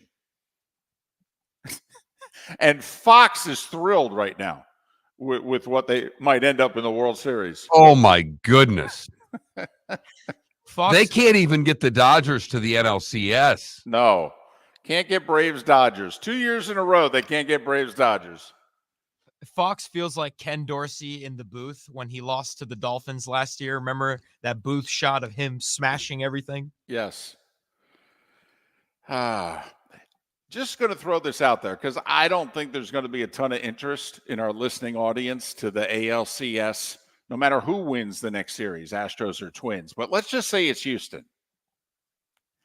Did anybody catch what the Astros social media did to the Rangers on the last day of the regular season? Was it the social media?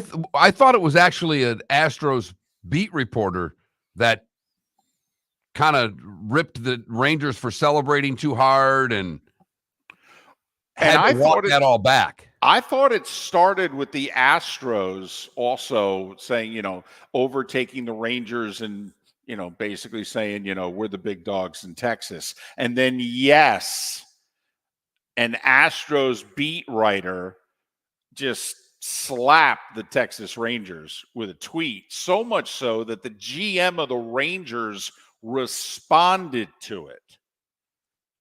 Talking about they're over celebrating making the playoffs, and that's why they ended up losing the division because they were out partying and not worrying about the next game. And because, we in Houston, we are used to winning. Right. Because we're the varsity and you peons over there in Arlington. Houston's got a major hang up with Dallas.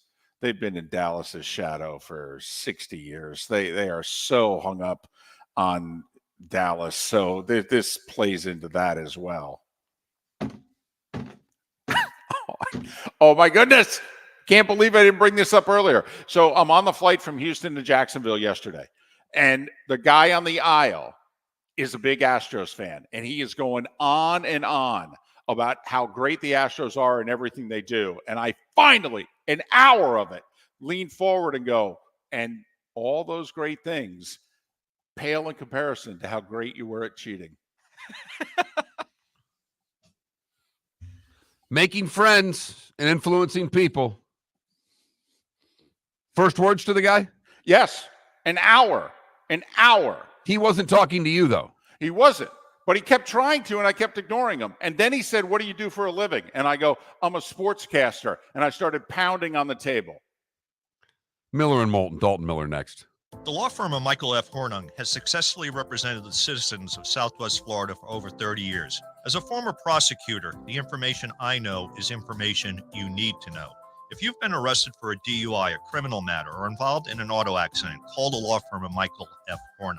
I'm a local attorney with local knowledge to assist you through the process. For a free consultation, call 239-437-0095. That's 239-437-0095. Offices in Fort Myers. Located on the East Trail, locally owned Naples Tiki Bar and Grill is an outdoor eatery next to the Hitching Post Shopping Center. Island-inspired food with a true tiki theme. The best place in Naples to enjoy the beautiful weather in Southwest Florida. The Naples Tiki Bar and Grill offers a great menu for dine-in or takeout. Enjoy our famous pulled pork, huge burgers, and tiki bar cocktails. Don't miss happy hour every day from 3 to 6 and live music 7 days a week. See you soon at the Naples Tiki Bar and Grill, 11498 Tamiami Trail East.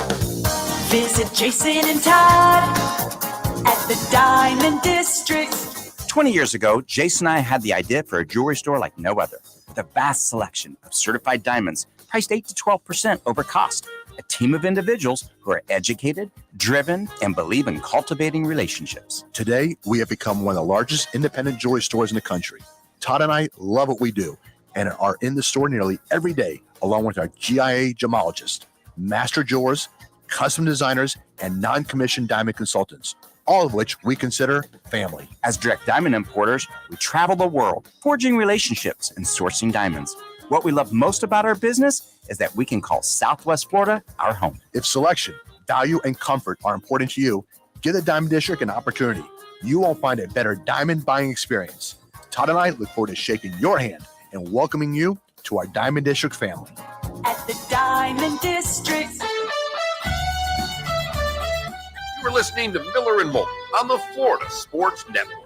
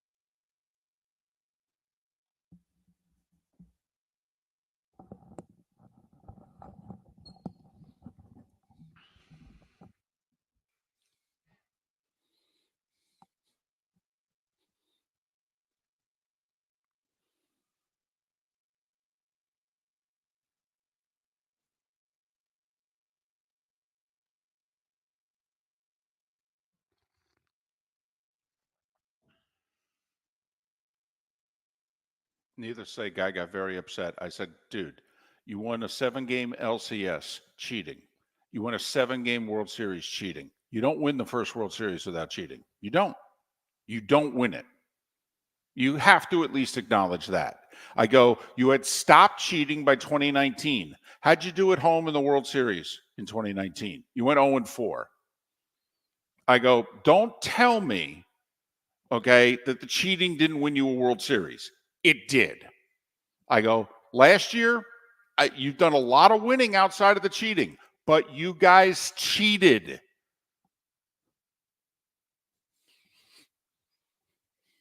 Own it.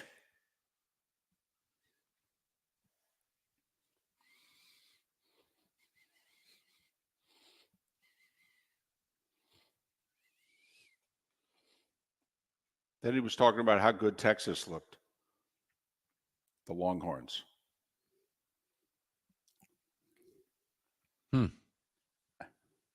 Did he watch the game? I just said to him, I go, okay, and how good Quinn Ewers was. And I go, listen, he's really good. He turned it over 3 times. How about Gabriel? How'd he look? I go, you just don't see the reality, do you? I go, you think Texas looked good? They lost as a favorite, by the way. You think the Astros didn't cheat? I go, I'm a sportscaster. We take calls. We hang up on people like you. And that was it. Those were the last words we spoke.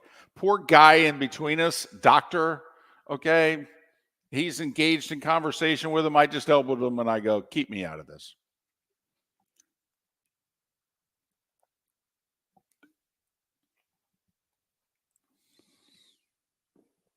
He liked me, though, because our TVs didn't work, and I got each of us 5,000 miles added to our account. Oh. Hey. Yeah. Well, I mean, it's, I'm sorry, it was on the Vegas to Houston flight. It was a 3-hour flight. Everybody's TVs worked in the plane, fully packed plane, except R2. And I just said, I go, can we just get a little something for the – I couldn't watch the Twins-Astros game. Couldn't watch the first period of the hockey. You get a little something for the effort. That's all. Hard to watch hockey on a plane. It is. Baseball, not so much. Baseball's pretty easy on the little TV. Yep. That's funny, Jake. Yeah, that's hysterical, Jake. I like to hit the button, the upgrade button, because I like to see how far down the list I am to get upgraded.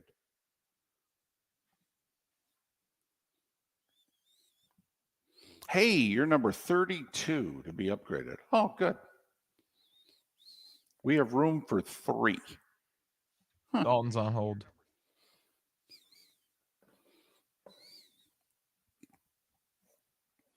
And I fly a lot, but there are a lot of people who fly a lot. Well, and then there's people that fly a lot that only use their Delta visa, if you know what I mean, Right, and I fly on 3 airlines, and there are a lot of people who just fly on 1.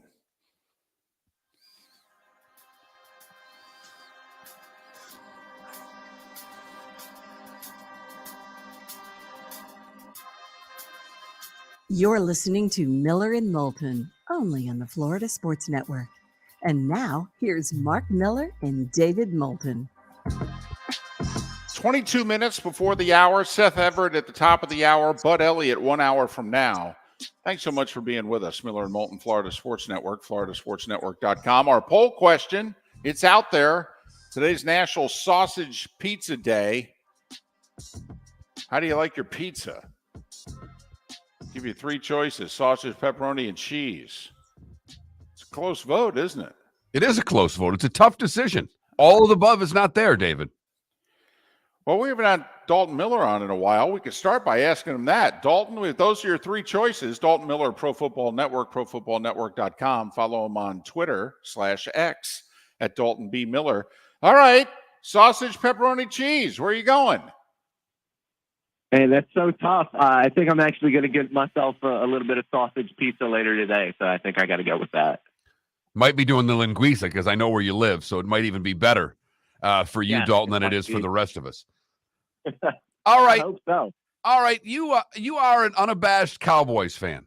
You cover the league, but you are a Dallas fan. So tell me your thoughts after the shellacking that they took on Sunday night of where they are in the NFC.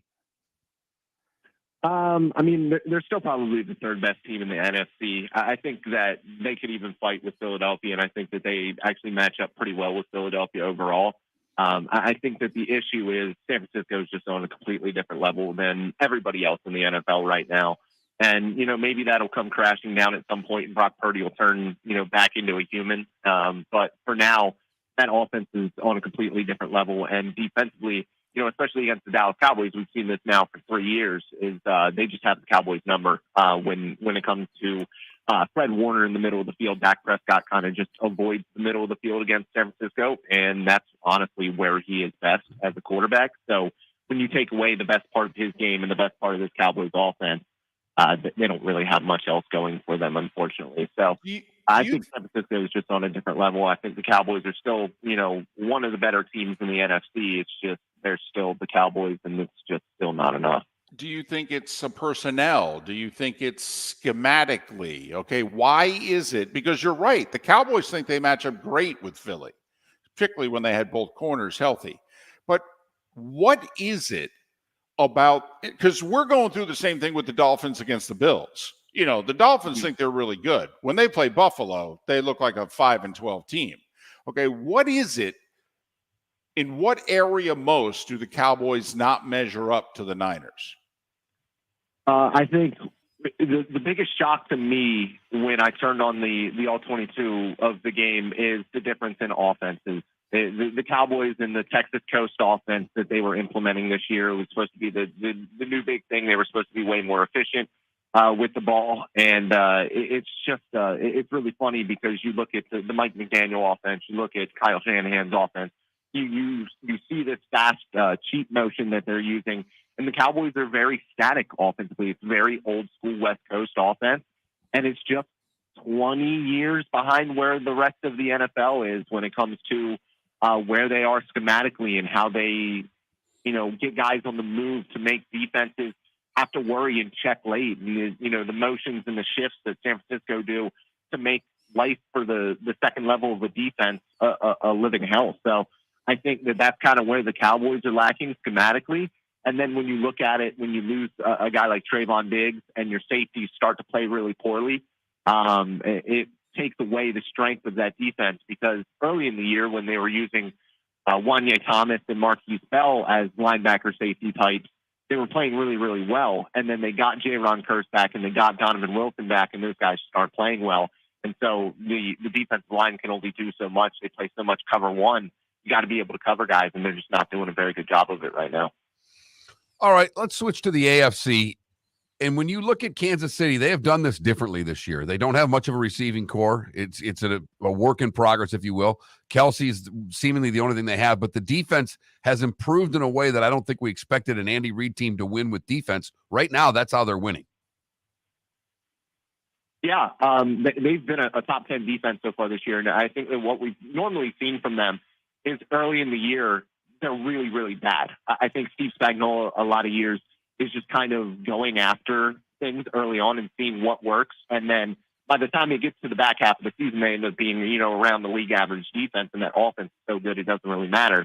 They go on and they win championships, or they get to the Super Bowl. But when you look at this team, it's a little bit different. They have a little bit more continuity defensively than they have in the past, and I think that that's really helped them get off to a faster start, even in the that first game without Chris Jones. But Spagnuolo is so good at moving him around the defensive line and getting him in a really good situation. He's been playing a lot more on the edge this year than on the interior. He's going up against some inexperienced or bad tackles, and he's been able to take advantage of that. And then they have guys in the secondary that can legitimately cover. So even, they've been without a couple of their linebackers. They've been really good in the secondary. L'Jarius Sneed is one of the better corners, more underrated corners in the NFL. And that defense is absolutely getting after it. So I think that you're right. They've done it a little bit differently this year. And it just kind of goes to show that, teams can, have a little bit of evolution and then still be at the top of the game because they're still at the top. Dalton Miller, Pro Football Network, profootballnetwork.com. Follow him on Twitter/X at Dalton, the letter B, Miller. Dalton B. Miller. I can't believe I'm about to ask you this question. Do the Chiefs have enough firepower to go back to the Super Bowl, or do they need to go get a receiver? Because I think they do. I think that going out and getting a receiver would be big. I think if you have a healthy Travis Kelce and a healthy Patrick Mahomes, I think that they are still good enough to make the Super Bowl. Keeping up with the Miami Dolphins might be tough, especially because when you look at the Buffalo Bills defense and the Kansas City Chiefs defense, they're very schematically different. So if Buffalo gets Miami first in the playoffs, I think that they, can probably get past Miami. But I think that Kansas City, just from a matchup perspective, would have more trouble and would have to kind of keep up with them. I think that what we're seeing right now is Travis Kelce a little bit hobbled. Patrick Mahomes, who was injured a couple of weeks ago, that ankle, it's still definitely not 100%. He doesn't have the same sort of velocity down in and down out that he has normally shown. Some of his downfield passes are a little bit wobbly, don't really have the type of juice that they're normally having. So I think that he's a little bit compromised right now. I think that when those guys are healthy towards the end of the year, if they're healthy towards the end of the year, that they have enough. But I think that it would behoove them to go out and get a wide receiver. And there might be a couple of wide receivers on bad football teams that might be available come the trade deadline. There's no doubt. I think the trade deadline will be a lot more active this year. Every year it seems to be more and more active. And this year with a lot of haves and have-nots, I think you're on to something. When you look at the Dolphins, what is it you see? Because defensively, obviously, against Buffalo, that was not good. Achane now out. That's not going to really, shouldn't matter against Carolina. But what do you see of Miami, and what do you see where they need to improve the most?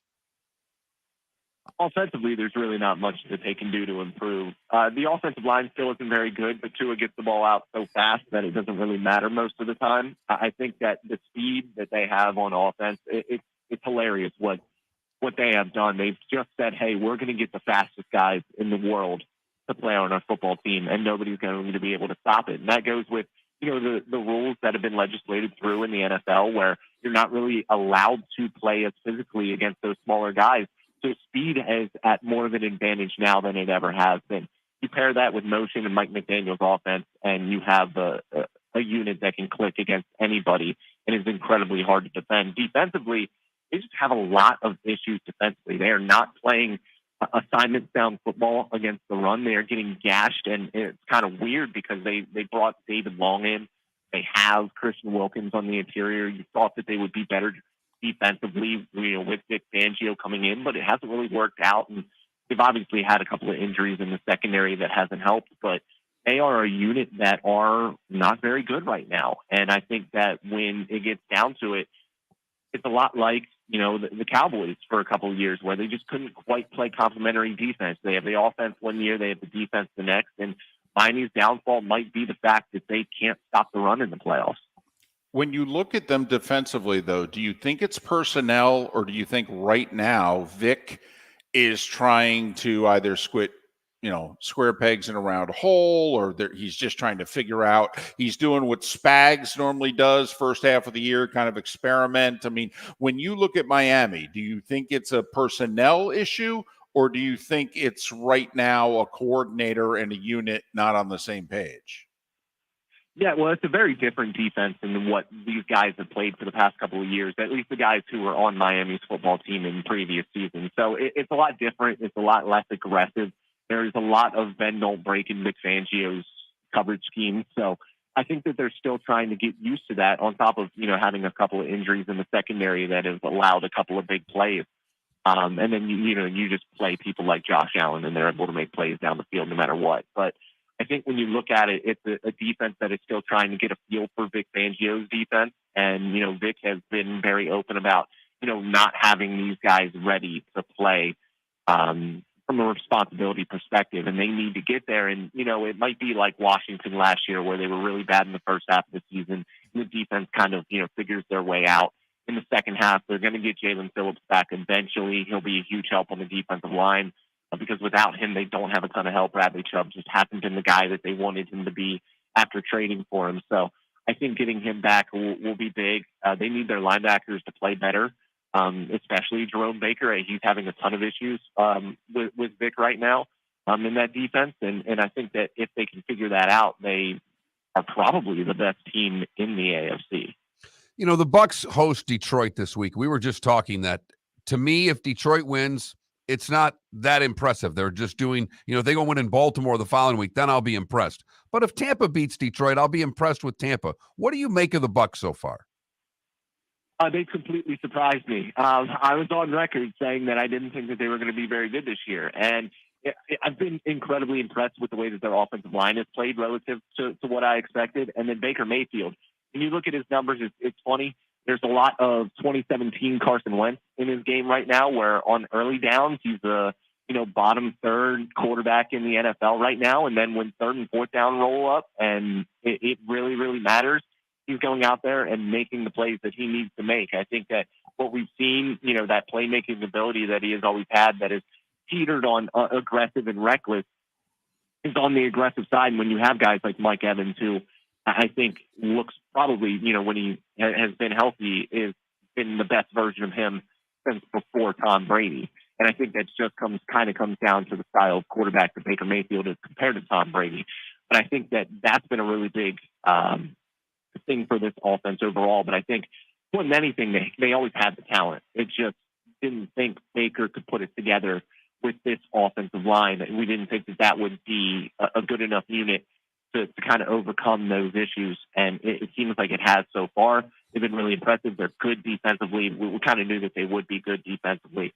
But it's been really excited to see Baker be back to kind of what he was when he was at his best with Cleveland. Dalton, I want to go back. My final question is to ask you philosophically about the Dolphins defensively. You said Vic plays bend but don't break. Since the Dolphins, I would want to play aggressive defensively. And if I give up a quick score, I'd be okay with that because I want as many possessions in the game as possible if I'm Mike McDaniel and the Dolphins offense. Don't you think philosophically playing Vic's style doesn't match the way they play offensively? That's a really great question. It's something that I haven't really thought about, but it makes a lot of sense when you look at it that way, because an offense that explosive, you would want as many possessions as possible. So that makes a ton of sense. And I think that that's something that they're going to have to come to grips with if this defense doesn't turn things around. Vic Fangio is obviously a huge name, and he has such an influence on this level of football, throughout the NFL when it comes to these defenses. But I do think that a defense that is a little bit more aggressive, that might give up a couple more big plays, but is going to turn the ball over a little bit more, is going to be able to get to the quarterback a little bit more often, I think would be a good mix for this offense and be a little bit more complementary than the bend don't break, just because you do want the ball in the hands of Tua Tagovailoa and be able to get to it to Tyreek Hill as much as humanly possible. Dalton, great catching up. Hope things are well with you and your travels, and hopefully we can do this again soon. Absolutely. Anytime, gentlemen. Dalton Miller, Pro Football Network, ProFootballNetwork.com. Follow Dalton on Twix, Twitter/X, at Dalton, the letter B, Miller, Dalton B. Miller. And to clarify, he said Baker Mayfield is the 2017 version of Carson Wentz. Carson Wentz in mid-December of 2017 was winning the MVP till he got hurt. He's not saying Baker Mayfield is the 2021 or 22 version of Carson Wentz. Just to make sure, everybody heard what he said. That version was the really good version, which is right. What we're seeing out of Baker right now, because they are 3-1 hosting the Lions on Sunday. Miller and Moulton. Seth Everett is next on the Florida Sports Network. Visit Jason and Todd at the Diamond District. 20 years ago, Jason and I had the idea for a jewelry store like no other. With a vast selection of certified diamonds priced 8 to 12% over cost. A team of individuals who are educated, driven, and believe in cultivating relationships. Today, we have become one of the largest independent jewelry stores in the country. Todd and I love what we do and are in the store nearly every day, along with our GIA gemologists, master jewelers, custom designers, and non-commissioned diamond consultants, all of which we consider family. As direct diamond importers, we travel the world, forging relationships and sourcing diamonds. What we love most about our business is that we can call Southwest Florida our home. If selection, value, and comfort are important to you, give the Diamond District an opportunity. You won't find a better diamond buying experience. Todd and I look forward to shaking your hand and welcoming you to our Diamond District family. At the Diamond District. Yeah. Hi. Excuse me. Hey, the line starts back here. Ma'am, if your party's not here, you're going to have to go around and get it. If you had the opportunity to avoid all this, wouldn't you? Salt Live is the official transportation provider of the Miller and Moulton Morning Show, making your trip to and from the airport seamless and stress-free. Salt Live is supported with the help of local partners like the Bayfront Inn. Gather your family and friends and enjoy a leisurely day on the water with a pontoon or deck boat. If you prefer to explore the waterways without a motor, the Bayfront has canoes, standboards, and kayaks. At the end of your journey, enjoy lunch or dinner at the Bamboo Tropical Bar and Grill. The Bayfront Inn, something for everyone on 5th Avenue in downtown Naples. BayfrontInNaples.com. When you need a ride, book with Salt Live Transportation, 308-8686, or book on saltlivetransportation.com. The law firm of Michael F. Hornung specializes in criminal defense, DUI, personal injury, nursing home claims, and auto accidents. I'm a former prosecutor with over 34 years of experience. The information I know is information you need to know. If you've been arrested for a DUI, time is of the essence to maintain your driving privileges. Call the law firm of Michael F. Hornung for a free consultation. At the law firm of Michael F. Hornung, we are committed to excellence in your representation. Being a local attorney with local knowledge is clutch to the success of your case. For over 30 years, we have successfully represented the citizens of Southwest Florida. For a free consultation, call 239-437-0095. That's 239-437-0095. Our offices are conveniently located in Fort Myers. Visit online at mfh-law.com. You are listening to Miller and Moulton on the Florida Sports Network.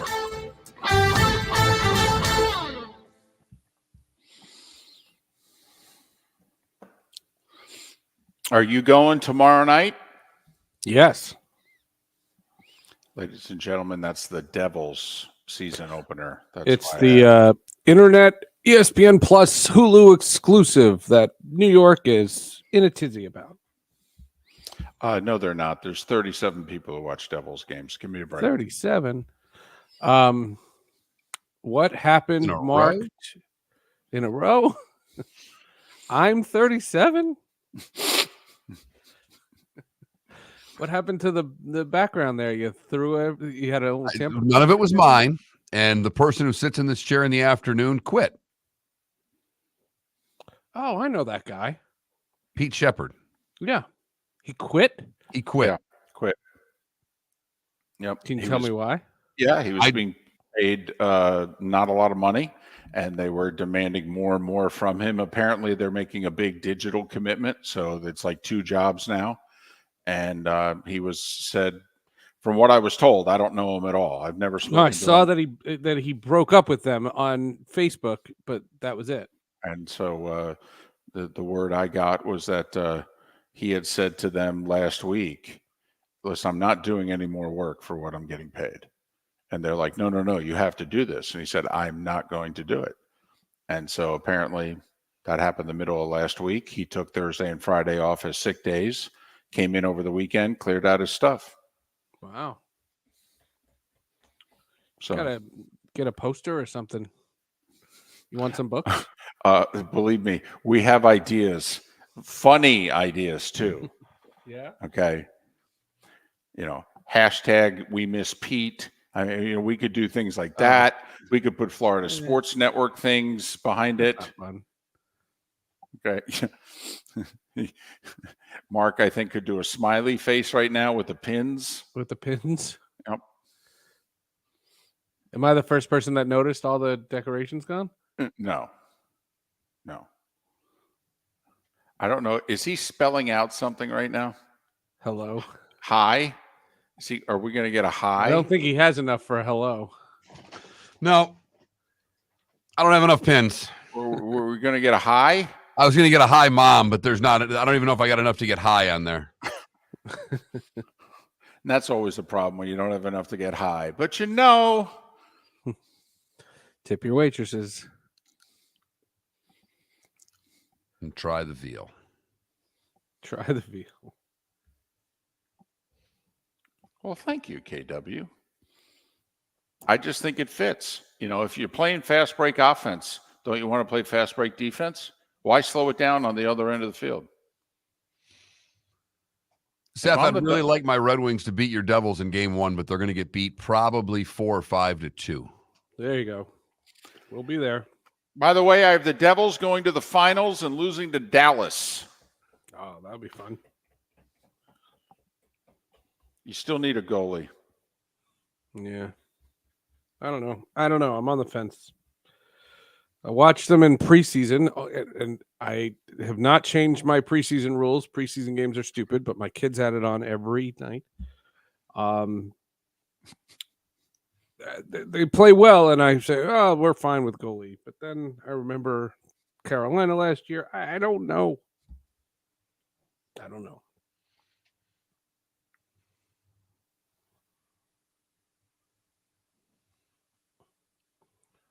Here we go.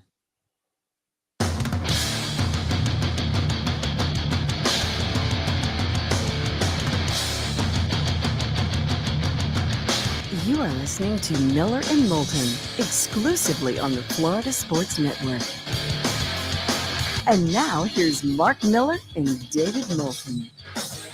And just like that, it's the 8 o'clock hour on a hump day. Thanks for getting over it with us. Miller and Moulton, the Florida Sports Network, floridasportsnetwork.com. We urge you to at least sample us. Twitch.tv/Miller and Moulton. One of the reasons why is to see the attire of one Seth Everett. He is always wearing a shirt. It is either sports or comic Marvel movie seemingly themed. Yeah. What shirt are you wearing today? It's a vintage 1970s Teen Titans cover. In the George Perez era. The George Perez era. Yeah.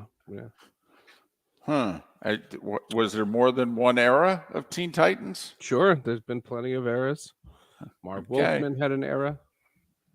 Okay. An era. Were they ever adolescent Titans? That's right. Well, then when they got older, they became just the Titans. That was crazy. Then there's been a TV show, live action on the Titans. There's still a cartoon about the Teen Titans. It's a lot of Titans. Then there was a movie, Remember the Titans? Oh, no, I'm sorry. I digress. Seth Everett, Sports with Friends, Hall of Justice. Follow him on Twix, Twitter/X @SethEverett. Hey, hockey season's underway. You should be in a good mood. I'm in a great mood. I never said I was in a bad mood. Well, we kind of have to find out those things with you. I have to admit, I'm always the first in a couple good mood. minutes, we're always in a good mood. Right. The hockey last night was cool. Bedard, I got to see that. I fell asleep before the Kraken started, but I saw the ceremony for the Vegas. That was pretty cool. And I watched a little of the other game. They started the Tampa game at 5:30. What do they figure? Everybody's retired. They could go at 5:30.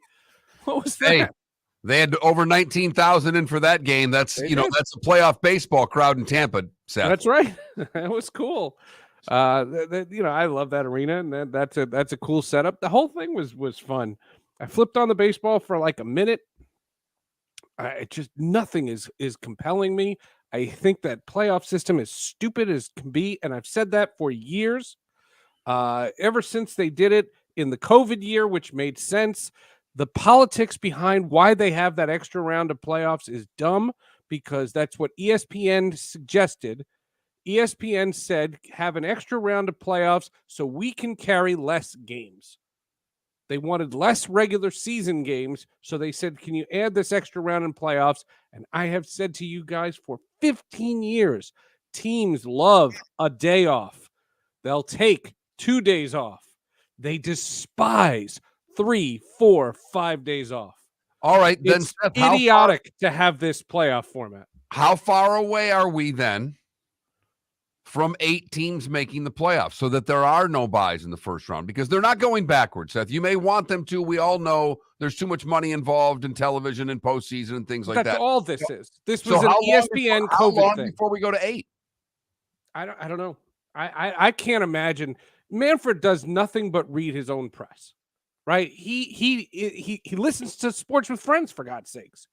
And the reality of it is he needs to understand that he paid Piper because ESPN wanted to pay a third of the money in their television contract. And in order to negotiate ESPN to pay the full rate, they had to add this extra round of the playoffs. The union didn't have to sign off on it, and and the whole thing. And my argument was, did any moment of that wild card round hold your attention? No. Well, I mean, Seth, to bring up this year is, that's cherry picking, because obviously we had 4 sweeps No, this year. I said the same thing last year, and I said the same thing in 2021. The argument is you don't give division winners 5 days off. Okay, well, but It's the compromise, idiotic. there's only 2 other ways to go. You go back to the one gamer, okay, and the sport determined to play 162 games and have your advancement in the playoffs be 1 9-inning game. They thought was, No, for they lack didn't. of a better That's word, not true. They liked that plan. The COVID year changed it. The COVID year, when they played 60 games, they said it was unfair to not have more teams in the playoffs. ESPN had said we aren't going to pay the full freight for Okay. that shortened season. Seth, That's why this exists. Okay. It's all COVID.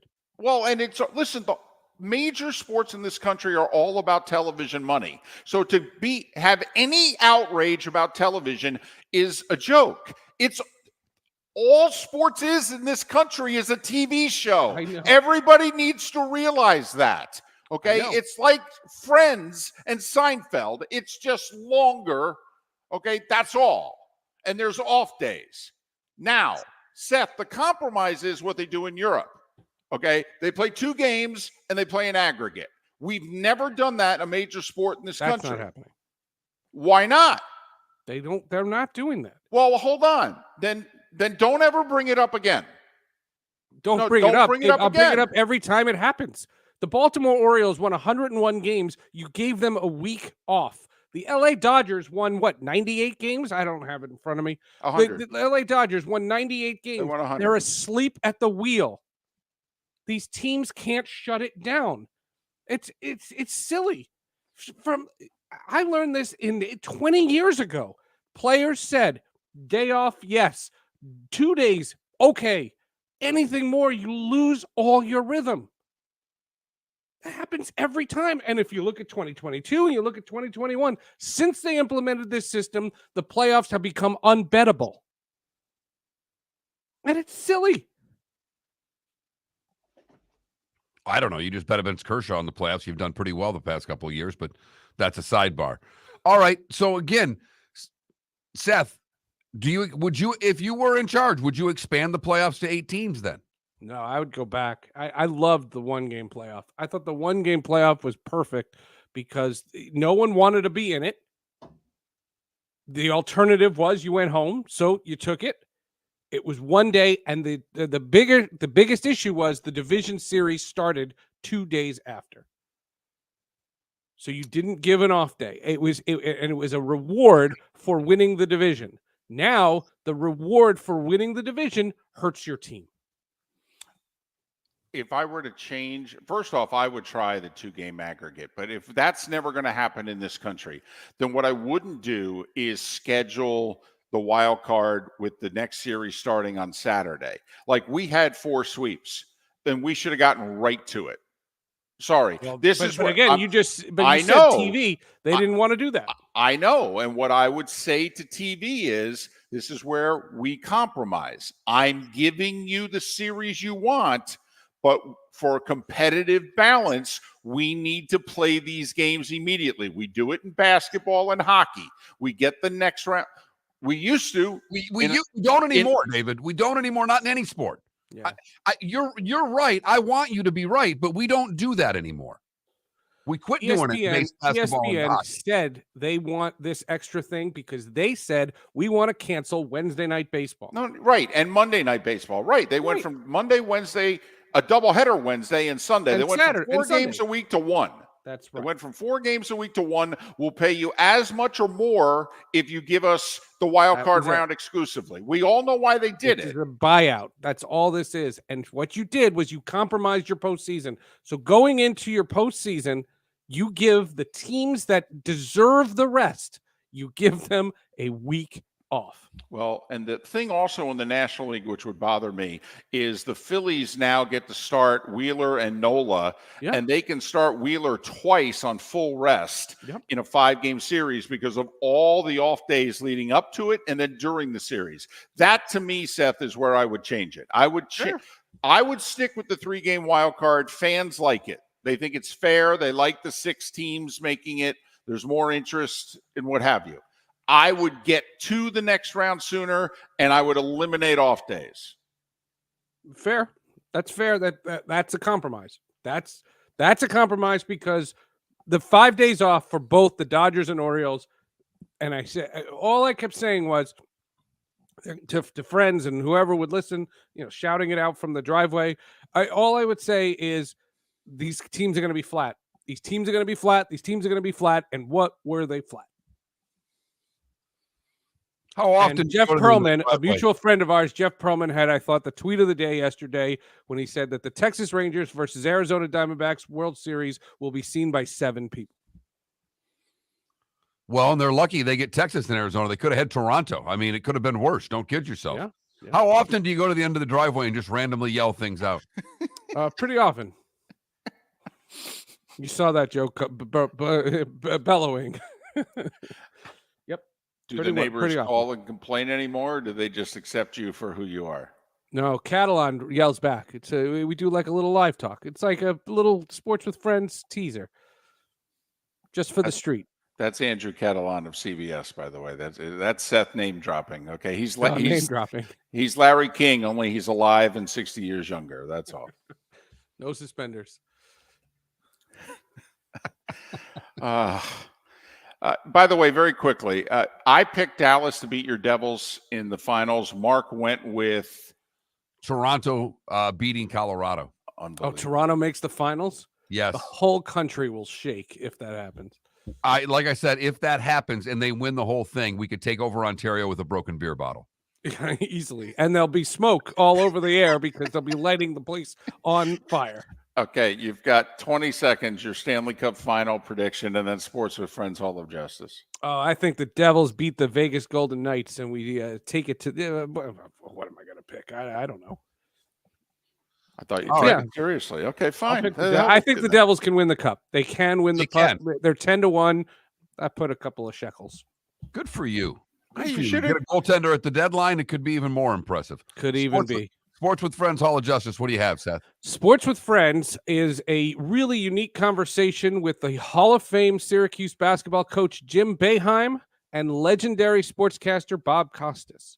They did something for Syracuse Alumni Weekend. I couldn't attend in person. It was live streamed, and it wasn't shown to a lot of people. And they're going on tour, and all the details are in Sports with Friends. So it's Jim Boeheim and Bob Costas. Bob Costas has been on twice. Jim Boeheim has said no about 17 times. So it's a podcast, Bob Costas and Jim Boeheim. And very quickly, Hall of Justice. Hall of Justice is 2 cast members from the Doom Patrol. They are premiering their final 6 episodes on Max or HBO Max, whatever you call that app. Doom Patrol, 2 actors, the guy who plays Cyborg and the person who plays Elastigirl, are both on the podcast tomorrow. The same day the show premieres. Seth Everett, Sports with Friends Hall of Justice. Follow him on Twix, Twitter/X at Seth_Everett. Seth, thanks. Enjoy the Devils tomorrow night, all right? I'll be there. Pictures to abound. Miller and Moulton, Florida Sports Network. Visit Jason and Todd at the Diamond District. 20 years ago, Jason and I had the idea for a jewelry store like no other, with a vast selection of certified diamonds priced 8 to 12% over cost. A team of individuals who are educated, driven, and believe in cultivating relationships. Today, we have become one of the largest independent jewelry stores in the country. Todd and I love what we do and are in the store nearly every day, along with our GIA gemologists, master jewelers, custom designers, and non-commissioned diamond consultants, all of which we consider family. As direct diamond importers, we travel the world, forging relationships and sourcing diamonds. What we love most about our business is that we can call Southwest Florida our home. If selection, value, and comfort are important to you, give the Diamond District an opportunity. You won't find a better diamond buying experience. Todd and I look forward to shaking your hand and welcoming you to our Diamond District family.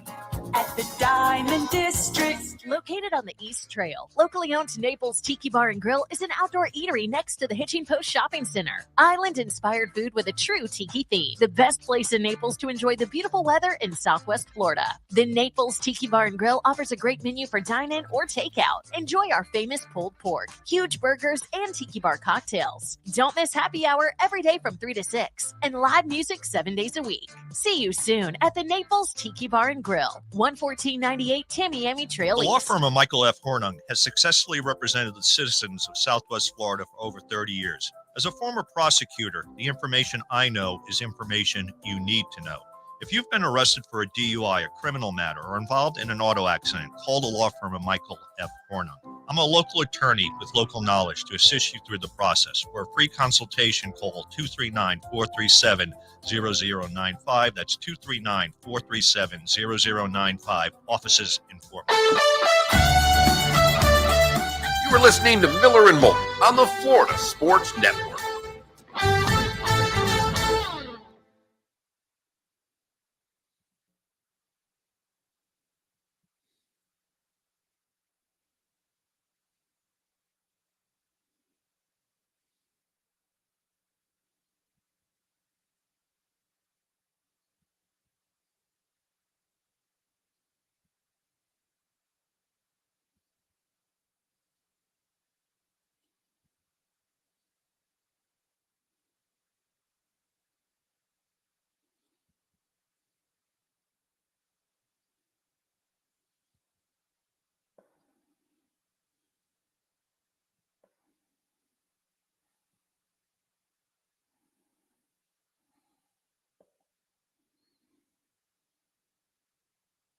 If you're Will Ferrell's kid, do you really want your dad showing up to DJ your frat party?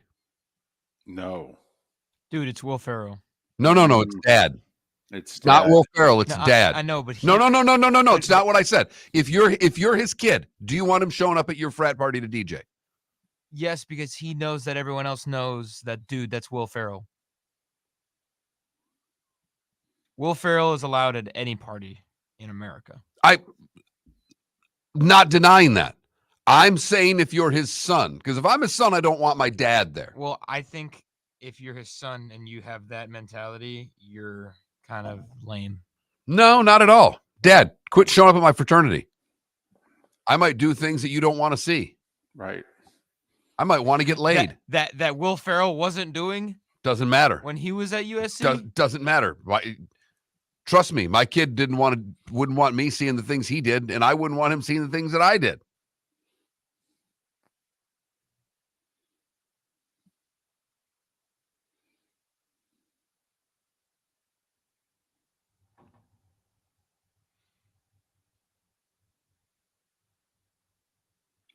No, he understands it spits. He's ignoring it.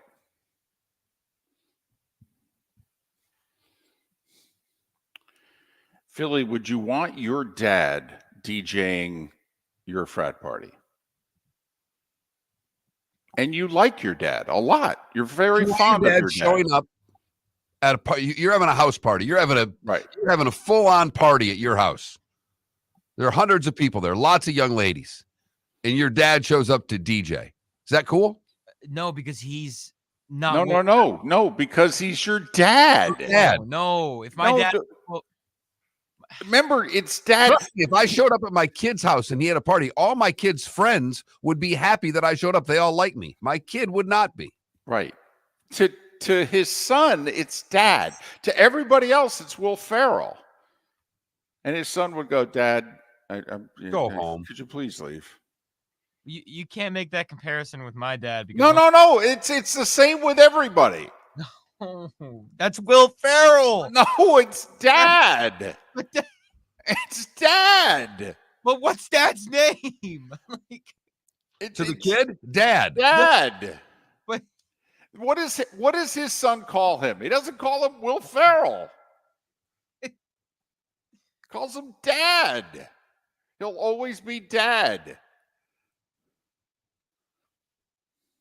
think about it. You'll always and forever, for the rest of eternity, you'll be the guy who got Will Ferrell to come to your party. And that serves you well how? Once again, it's great for his friends. Oh, It's dude. not for him. Oh, dude, that was an awesome time. Thank you for providing that to me, friend. Now, yeah, it sounds like they're using him for the fact that his dad is Will Ferrell, but still. Unless a woman literally says, I'm going to sleep with you because you got your dad to DJ this party. Otherwise, I don't think he's a fan of his dad DJing the party. It might help. That could have happened. Could have helped.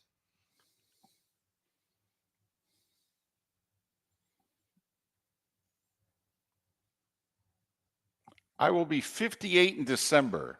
Do you know what I always am and will be? Okay. My baby to my mother. That's it. That's what she calls me still to this day.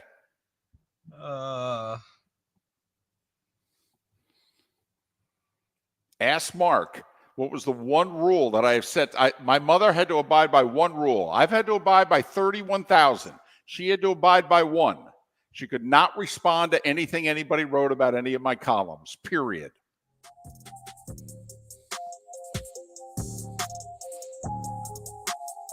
You're listening to Miller and Moulton, only on the Florida Sports Network. And now, here's Mark Miller and David Moulton. That was a very spirited discussion during the commercial break. It really was. Between Miller, Moulton, and young Felipe. Mark posed a question. If you're Will Ferrell's kid, is dad showing up at the frat party to DJ still cool? And Felipe thinks it's the greatest thing in the world. Because he loves Will Ferrell. Right. Will Ferrell's dad, and we all love Will Ferrell. The only time Will Ferrell's not funny is when he does Monday Night Football with the Manning brothers. But you blame that on the Manning brothers. Totally. In fact, so much so I don't know if I'm doing the Manning cast anymore. Wow. That officially jumped the shark to me when they had Will Ferrell on and made it not funny. I heard Kimmel was funny this past Monday night. Obviously, I was working, but I heard Kimmel was really good. I didn't even think to turn on the Manning cast after how bad it was the week before. Wow. All right. So Will Ferrell shows up and DJs this USC frat party. Right. His kid's frat party. Right. So dad shows up because apparently, I mean, I don't know, he's obviously a funny human being. We all get it. Right. And he's a big USC guy. He's a USC alum. Yeah. I mean, he's been the graduation speaker, for goodness sakes. Never mind all the Pete Carroll practices he showed up to back in the day. Yo, bro, your dad that everyone loves. Bring him to the party. It's parents' weekend. Let him come to the party. Let him DJ. Once again, you know to all that? All of the friends may think it's great. The question was, would his son think it's great? I love my mother. We are extremely close. Outside of my senior year of high school, we were always extremely close. That year, we wanted to kill each other. Honestly, Texas death match, we both would have accepted the challenge. Okay, we really would have. We would have done a duel with each other my senior year of high school. Honestly, that's how sick of each other we were. Otherwise, that year, we're very close.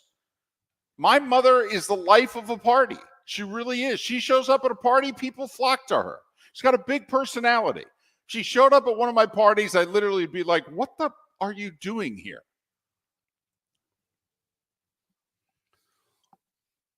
My grandmother showed up at one. I had a lot of parties when I was younger. My parents went away for the weekend, so I'd clean, so the house would get cleaned and I would have a party. And I happened to have a rather large one, I think my senior year in high school. And my grandmother showed up, and my grandfather had passed, and she was dating a guy, showed up with the guy she was dating. And everybody freaked out because they're like, his parents are here. And I'm like, my parents are in Florida. I know for a fact they're not here. Who's here? And it was my grandmother, and she cleared the house out because they were all deathly afraid that she was here. And I asked my grandmother if she wanted a beer. And she said, Mark, you know I don't drink that. Walked over to the liquor cabinet, grabbed the bottle of whiskey, and poured a whiskey for she and her boyfriend. And I'm sure everyone was like, hey! People kept ducking in to see if she was actually there drinking with us because we were in the kitchen. It was me and my two best friends and my grandmother and her boyfriend. And people kept peering under. We had the kind of the counters, the way that you had to kind of look under the bar where the counters were, or the cabinets were rather. And I kept seeing heads peeking underneath the cabinets to see if that was actually an adult in drinking with the kids. So they were afraid to come in and drink with her. But they thought I was cool because the adult could show up and not wreck the party. So long as it doesn't get weird. Because the second it gets weird, then it's like, all right, that's enough. But, I mean, it's Will Ferrell that we're talking about. You can't compare it with other dads because this is Will Ferrell. This is the people's choice. We're talking about it from the son's perspective, though. Right, and because to that this. perspective, he's still dad. He doesn't refer. Maybe he calls his dad Will. Maybe they have that type of relationship. I do have friends who their kids call them by the first name. I find it to be weird when you call your mom and dad by their names as opposed to mom or dad. That's just me. I have to admit, Felipe is getting a lot of love in the Twitch chat room. Okay, thinking it's a cool thing. But think about it. You'd be a party pooper. You'd be stripping that happiness away from so many people just because, you're embarrassed. I would have no problem if Will Ferrell was my dad.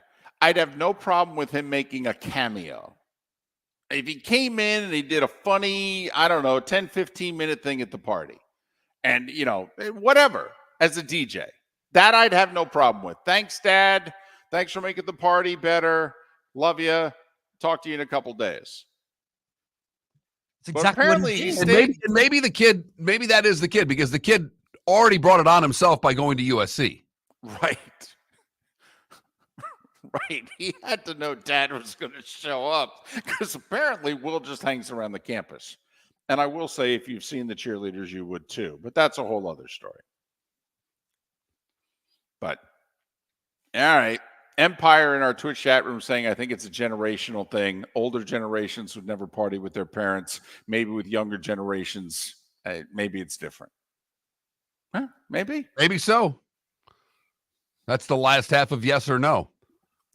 A game featured right here on Miller and Moulton. That's right. I guess we're okay with our parents having fun. Wow. Isn't that crazy?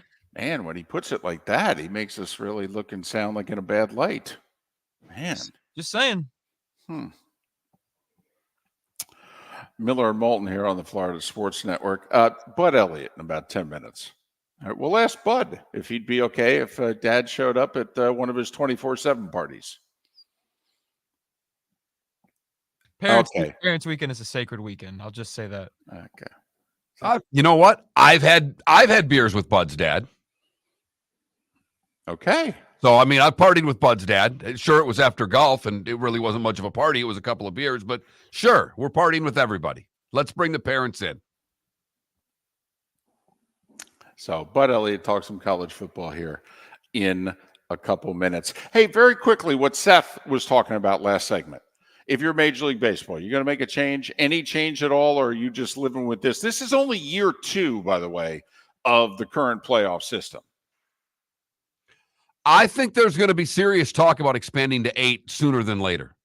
If this trend continues where the best teams are getting knocked out, baseball is so big on the regular season and the meaning of winning all these games. If you keep losing 1 and 2 seeds, then that will be a problem, and they will make a change to expand the playoffs. I don't think they'll do it without expansion, though, David. Mark, if you're right, then I think the future of the Major League Baseball playoffs hangs in the balance of the Phillies-Braves series. I think if the Braves can get by the Phillies, they'll probably cruise by the Diamondbacks, get to the World Series. And if they lose in the World Series, that's one thing. But Mark, I think you're right if the Phillies knock off the Braves the second year in a row. And remember, the other side of this is that the Braves came in with their pitching staff a little banged up at the end of the season. The Dodgers pitching staff's been a mess for the last month. I mean, there have been reasons behind this that aren't just the 5 days of layoff. But if I'm the Braves, first off, I don't think the Braves should have been playing the Phillies. I think as the 1 seed, they should play the worst possible team in the next round. That would have been the Diamondbacks, who won 84 games. That's the first change I'd make. This whole bracketed, the one plays the winner of the 4 or 5 game. Why should the best team in the league play the best wild card team? Shouldn't they play the worst wild card team in the division round? Particularly if you're going to make the emphasis about the regular season. If winning the most games in the regular season actually means something, you should play the worst playoff team. Absolutely. So that's the first change I'd make. And then the second thing I'd do is that all these off days so that the wild card teams can line their pitching up and almost match up with the division winners. I don't like that. You're never going to get that, though.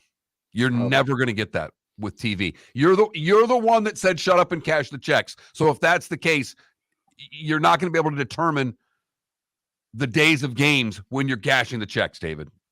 That's all. I think Major League Baseball could do that. I do. It's moving it up a day. I want to move it up a day. I wanted the series to start Friday instead of Saturday. That's all. Bud Elliott to talk college football, Oregon and Washington this week, and we'll get into that and many more games next. Hello, friends and family of Southwest Florida. Are you looking to tap into the electric vehicle market? Well, look no further, because we here at Southwest Florida Golf Carts have just what you need. E-bikes, golf carts, LSVs, scooters, and more. Come down and talk with one of our experienced sales reps, have a soda and a smile, and you could be cruising the streets in your new EV today. Stop by the store or visit our website at flgolfcarts.com and enter for a chance to win $100 off your next purchase by answering John's monthly sports question. Located on the East Trail, locally owned Naples Tiki Bar and Grill is an outdoor eatery next to the Hitching Post Shopping Center. Island-inspired food with a true tiki theme. The best place in Naples to enjoy the beautiful weather in Southwest Florida. The Naples Tiki Bar and Grill offers a great menu for dine-in or takeout. Enjoy our famous pulled pork, huge burgers, and tiki bar cocktails. Don't miss happy hour every day from 3 to 6 and live music 7 days a week. See you soon at the Naples Tiki Bar and Grill, 11498 Tamiami Trail. The law firm of Michael F. Hornung has successfully represented the citizens of Southwest Florida for over 30 years. As a former prosecutor, the information I know is information you need to know. If you've been arrested for a DUI, a criminal matter, or involved in an auto accident, call the law firm of Michael F. Hornung. I'm a local attorney with local knowledge to assist you through the process. For a free consultation, call 239-437-0095. That's 239-437-0095. Offices in Fort Worth. You are listening to Miller and Moulton on the Florida Sports Network.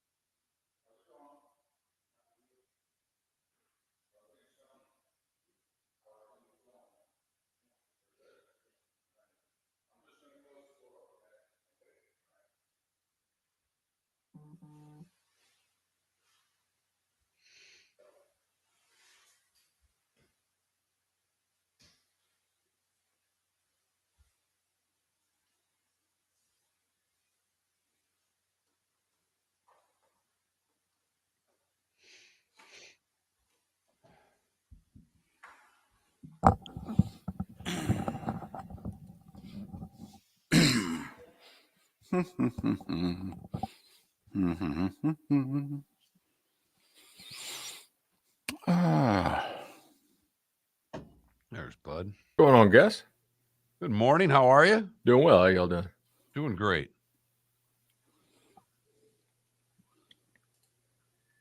Mark posed a question.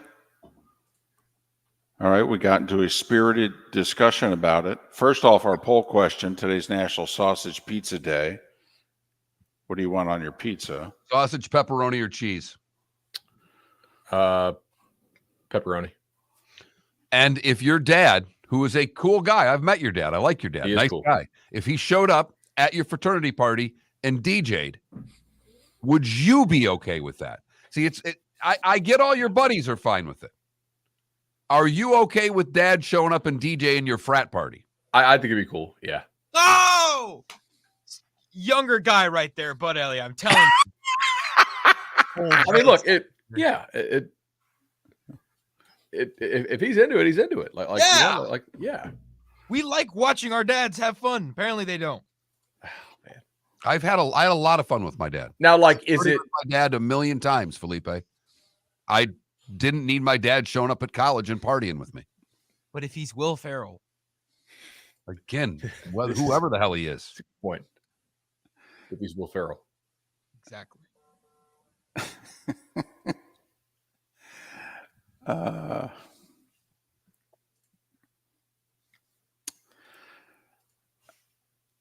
went on one trip with my dad, literally in my life, one trip. I was in my late 20s. He came golfing. We went to South Carolina with a handful of my friends, and my dad agreed to come along. And since I was nearly 30 and had spent very little time with my dad in my life, I said to my friends, listen, I'm bringing dad. Okay. I don't know what to tell you. I don't get to spend any time with him. I'm shocked he wants to do this. And so it was a little awkward for my dad. And my dad's a fun guy. My mother always said he was a terrible husband, but if doctors told me I had a week left to live, I'd spend it with your father. All right. But my dad was into animals, and he got up early in the morning as an old guy. And so he would be on the balcony, and the birds were flying around. And so he opened up the door to the balcony, and we were sleeping all over this apartment, 2 people in the living room, on the floor, the whole deal. We're crashing. And he had bread, and he kept throwing bread up in the air, and he brought the birds into the apartment with the bread. And we woke up, and it was like Hitchcock's The Birds. There's 30 of them walking all around. They're flying into the walls, the whole deal. And he's sitting there cackling, just throwing bread up in the air. Okay, Johnny's laying on the couch. The birds are eating food off his chest. All right, freaking out. It's awesome. I did tell that story at his funeral. I did. So wouldn't want him DJing my college frat party, but I don't know. That was funny. That's pretty cool. 10 seconds.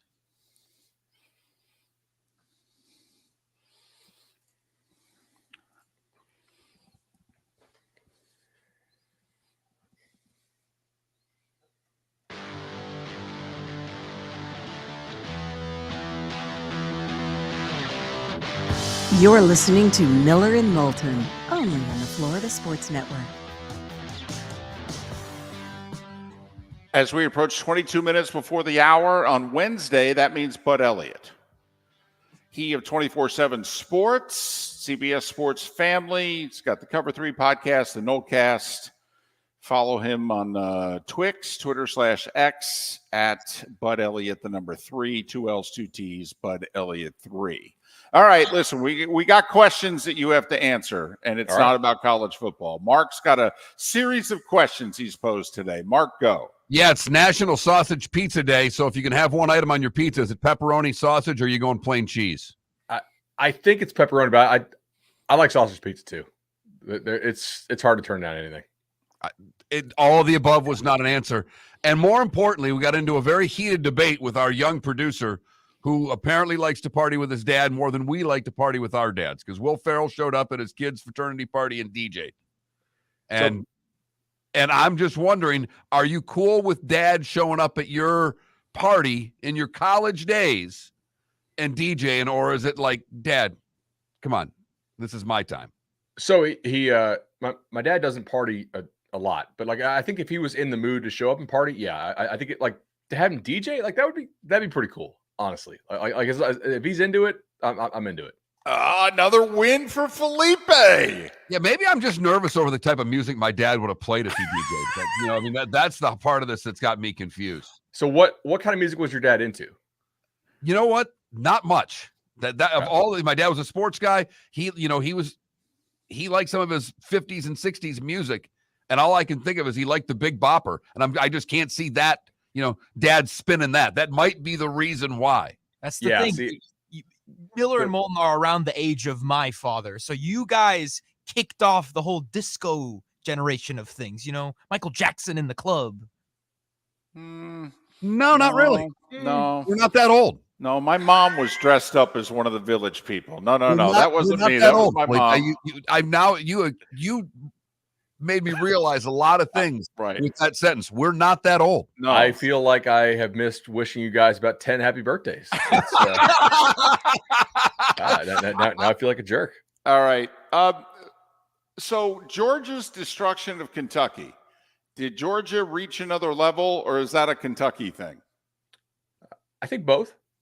On the Georgia side, I'm very impressed with Carson Beck. I think you can pretty clearly say he's the second best quarterback in the league right now with some of the high-level throws that he was making. Georgia got their other receivers more involved, and I think Georgia may be sort of coming to grips with the fact that this is probably more of a throwing team than a running team, at least right now. Their offensive line is not moving people off the ball, but they are largely keeping Carson Beck clean, and they have some real weapons on the outside. Georgia's defense looked pretty hellacious. And on the Kentucky side, I think Mark Stoops is probably pretty bummed that the quarterback they took in the transfer portal is kind of playing like a bum, right? He's missing guys who are wide open. Kentucky's receivers, as they have for much of the year, continue to drop the football. And Kentucky is built kind of like Georgia light, and it's hard to be better than the original, right? Auburn gave Georgia some problems with like a non-traditional run game, and that's not really what Kentucky does. So I thought Georgia was probably going to roll them as long as they would throw the football and not just try to keep bashing their heads into the wall by running, and they did. So Kentucky's still a good team, but they're just not a great matchup when they go against Georgia. What did you make of Oklahoma, Texas? I mean, it was a hell of a football game. I thought Oklahoma was in control for large portions of the game, and it impressed me that they were able to come back in the end. But what do you make of that game, and what significance does it have going forward, bud? Well, I think it has a lot of significance because if you're Oklahoma, if you're Texas now, you have to run the table to make the college football playoff if that's what you're going to be able to do. Man, Oklahoma plays hair on fire, don't they? Like they really play hard, like nonstop. You could tell that they are really bought into what that coaching staff is doing. They believe in it, and then they go out and they try to execute it 100 miles an hour all the time. And yet Texas had 560 yards and was -3 in turnovers and lost by 4. Like if we have a rematch, the spread will be a little bit smaller. Texas will and should still be favored in the football game, I think. Like it wasn't clear to me that Oklahoma was vastly superior, but I didn't see like a massive gap, right, between what Oklahoma does and what Texas does. So I didn't bet Texas, but I have upgraded Oklahoma a little bit, and I've downgraded Texas a little bit. I think Oklahoma is legitimately like one of the 10 best teams in the country, and now I think Texas is probably not one of the 3 best, at least based on that performance. They're more just like maybe 5-6. Okay, let's play the hypothetical win-out game. Texas wins the rematch. Okay.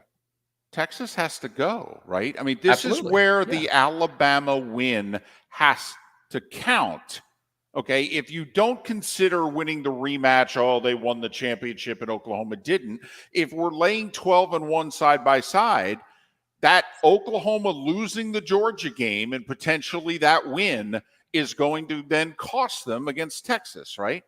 100%. The other thing you guys got to consider is that Oklahoma's schedule in the conference is really super light. We shot a TikTok preseason of, hey guys, like if the Big 12 is just a little bit worse than you think it might be, Oklahoma has a real good playoff path here because, I mean, they play UCF, at Kansas, at Oklahoma State, West Virginia, at BYU, TCU the rest of the way. Like if Oklahoma loses any of those games, it's going to be a really big disappointment. At Kansas is probably the most difficult game remaining, which is, I think, a statement in and of itself. Yeah, if you like look it up, Oklahoma's going to have what, one win over a ranked team, most likely. That would be the Texas regular season win. They won't be a conference champion. They have a nothing burger in the non-conference, unless SMU wins the American, which is possible. Like they're one of the three teams that I think are legitimately live to win the American, along with Tulane and maybe Memphis.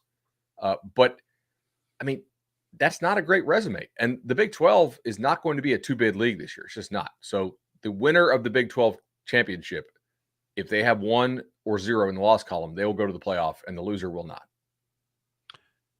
Bud, you've said it countless times on this show that Mario Cristobal is not a good game day coach. Huh. I don't know how many times we've heard you say that. He is a hell of a recruiter, but on game days, well, he just misses something. Will he learn from Saturday? Or the fact that we saw this 6 years ago, 5 years ago, when he did it with Oregon against Stanford, the fact that he hadn't kneeled at all this year in any other game, is he going to learn from this?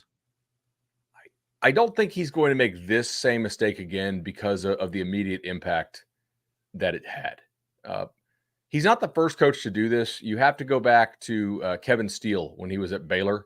They were going to establish the attitude of toughness, and they fumbled and had a Pacharchik moment, right, with the Jets.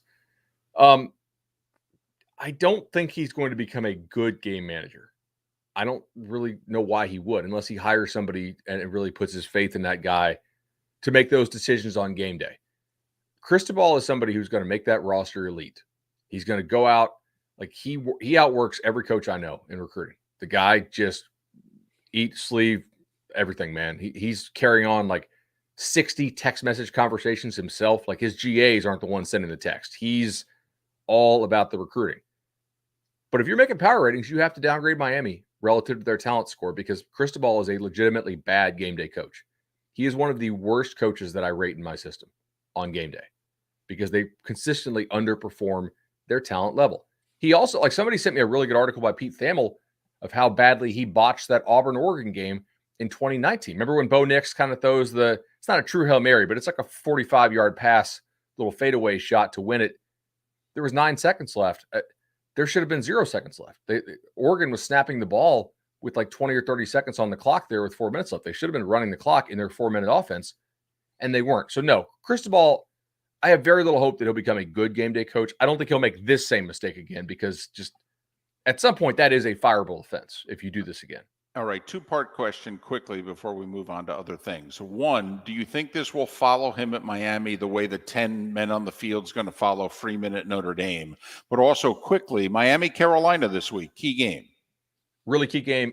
This will follow him until he wins a conference title game, I think, because this is clearly a team that is capable of winning the game or winning the ACC on talent. This weekend's huge for them. Drake May is playing out of his mind. Like he really is playing, I think, better than Caleb Williams is playing. So, and I wouldn't shock me to see him go number 1 overall. There's a kind of a line of thought that Carolina has not really been tested on the line of scrimmage yet. South Carolina line was a mess. Cuse obviously doesn't have much up front. Minnesota has been having some struggles. Miami's going to go in there and try to bully them, and we will see if Miami can do so. I'm pretty fascinated in this matchup. I think the line is good. The Gators with Napier's presser a couple weeks ago, he was a little, off to say the least and put off with the questions that were being asked of his offense. They go beat Vanderbilt, so they beat another bad team. Florida's great at beating bad teams. South Carolina, a little more equal. What do you see with the Gators and the Gamecocks? So Florida has to find a way to play a clean game. Like they're trying to be, like, I don't want to say Iowa 2.0, but like Wisconsin 2.0, right? They're, big bully ball, which I think is debatable as to whether you should play that in the state of Florida anyway, because you have all this speed down here and the best Gator teams always are like, wow, they're really fast. The urban teams and the Spurrier teams, but he wants to do what he wants to do. Fine. Florida is number 1 in the nation in EPA lost to short yardage penalties and number 1 in the nation in EPA lost to special teams penalties. Florida is playing a low margin style of football where they have to be really good at executing, right? Because they know they don't have that much skill on the outside. I get it. And then they are so damn sloppy in short yardage, special teams, critical situations. I mean, they're literally like the worst they could possibly be relative to the style that they choose to play. but I have no idea if South Carolina can block them. South Carolina's offensive line is a joke. If they go up there and lose that game, I think the season for the Gators is basically just, it's hard. It's kind of hard to see them making a bowl if they lose that one. They have to have this one, and South Carolina has to have it too. Ooh, so you think the over-under is on the line here because the Gators over-under is 5.5. You think it's riding on this game? I think they basically have to be perfect, right, from here on out, unless you think that they're going to go and win at LSU or against Georgia or Florida State, which they could. But, I mean, those three are the three that I think you have losses sort of penciled in. They have, 4 wins right now. The remaining games are at South Carolina, Georgia, Arkansas, at LSU, at Missouri, Florida State. In Missouri and Arkansas are no gimmies. They will be an underdog at Missouri. I mean, they're an underdog this weekend, but I don't know that they should be. Okay. Oregon, Washington. Awesome matchup, man. Oregon has 3 receivers starting for them who will be drafted. One probably pretty highly in Roma Dunze. Both quarterbacks are like 25 years old, got the extra COVID year. They don't make a whole lot of mistakes. I think Oregon's better along the lines of scrimmage. Bo Nix on the road has been a problem throughout his career, and it was last year as well. So can they go in there? And the thing is, man, like the teams that play Washington well, play a lot of zone, make Washington win in the red zone. That's not what Oregon does. Oregon plays a lot of man coverage. And so we're going to see, like, are they good enough playing that man coverage against these Washington receivers, or do they change up what they do a little bit?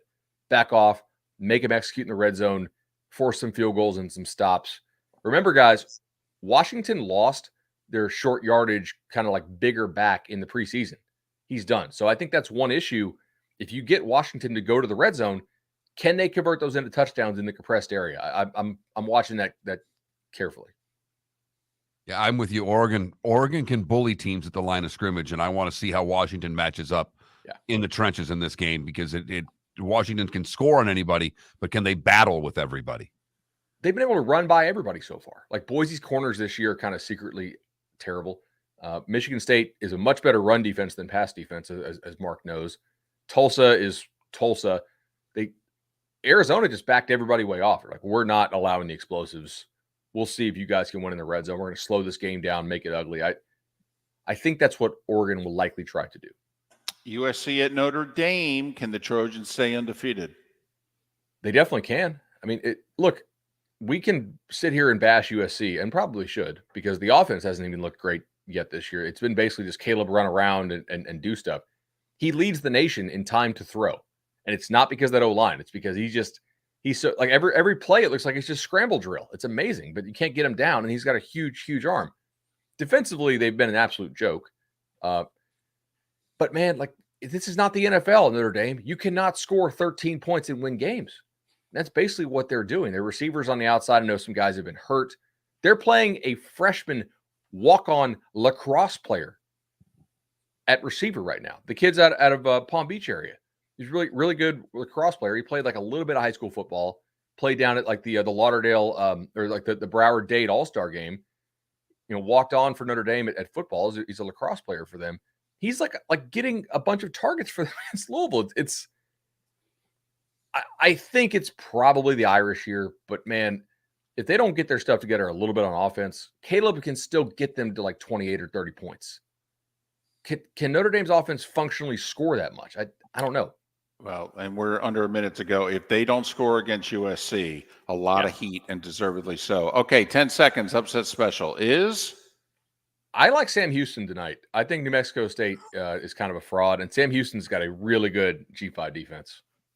There you go. Sam Houston State plus 3.5. That's the type of information. A game you want to watch, the Gators. I'll trust them not to commit a million special teams penalties. Sam Houston State. Last week it was UAB, which he got right, by the way. Golly. Money's all green no matter who the school is. They don't ask how. They just ask how much. You're damn right. He's Bud Elliott, 24/7 Sports, and he joins us each week right here. Miller and Moulton on the Florida Sports Network. That is spectacular. Cases in criminal defense, DUI, personal injury, nursing home claims, and auto accidents. I'm a former prosecutor with over 34 years of experience. The information I know is information you need to know. If you've been arrested for a DUI, time is of the essence to maintain your driving privileges. Call the law firm of Michael F. Hornung for a free consultation. At the law firm of Michael F. Hornung, we are committed to excellence in your representation. Being a local attorney with local knowledge is clutch to the success of your case. For over 30 years, we have successfully represented the citizens of Southwest Florida. For a free consultation, call 239-437-0095. That's 239-437-0095. Our offices are conveniently located in Fort Myers. Visit online at mfh-law.com. Visit Jason and Todd at the Diamond District. 20 years ago, Jason and I had the idea for a jewelry store like no other, with a vast selection of certified diamonds priced 8 to 12% over cost. A team of individuals who are educated, driven, and believe in cultivating relationships. Today, we have become one of the largest independent jewelry stores in the country. Todd and I love what we do and are in the store nearly every day, along with our GIA gemologists, master jewelers, custom designers, and non-commissioned diamond consultants, all of which we consider family. As direct diamond importers, we travel the world, forging relationships and sourcing diamonds. What we love most about our business is that we can call Southwest Florida our home. If selection, value, and comfort are important to you, give the Diamond District an opportunity. You won't find a better diamond buying experience. Todd and I look forward to shaking your hand and welcoming you to our Diamond District family.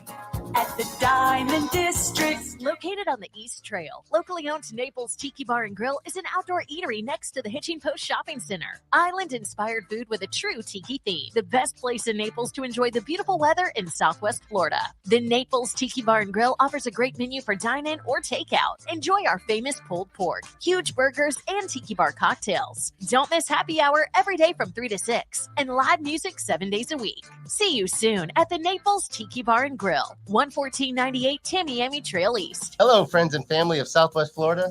Are you looking to tap into the electric vehicle market? Well, look no further, because we here at Southwest Florida Golf Carts have just what you need. E-bikes, golf carts, LSVs, scooters, and more. Come down and talk with one of our experienced sales reps, have a soda and a smile, and you could be cruising the streets in your new EV today. Stop by the store or visit our website at flgolfcarts.com and enter for a chance to win $100 off your next purchase by answering John's monthly sports question. You are listening to Miller and Moulton on the Florida Sports Network.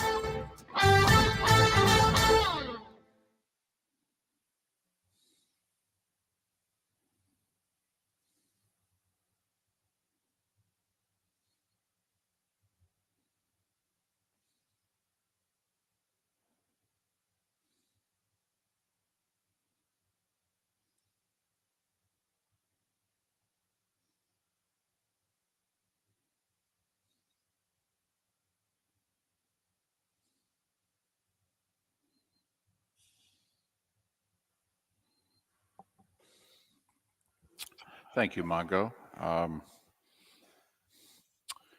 Yeah, Dead Struck, believe it or not. I mean, the Jets hired someone to help Herm Edwards with clock management. Listen, I'm not saying this because of the job that I do, but I have thought for a long time, and so, there are many coaches that do it. They have a veteran coach upstairs with a headphone on, and that person can just whisper some things of advice during the game, and a lot of it could be clock management, when to call a timeout, certain things that they're seeing, just, hey, I think they're going to blitz here. No.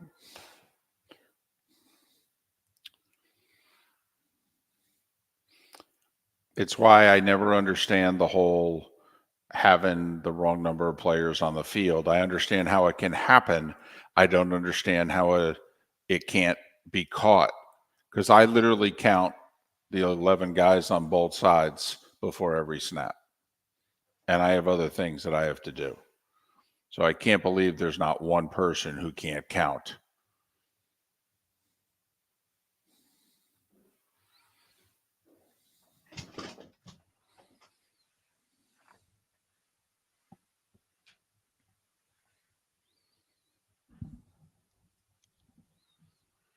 Jim Caldwell. Deathstruck. Yeah.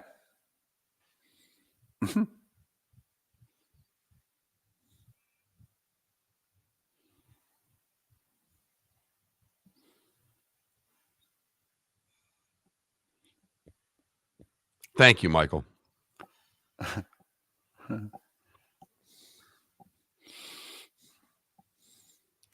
Michael, I told you the over was a bad play Monday night. Come on, how could you bet the over on the Raiders? They still haven't scored 19 points in a game this year.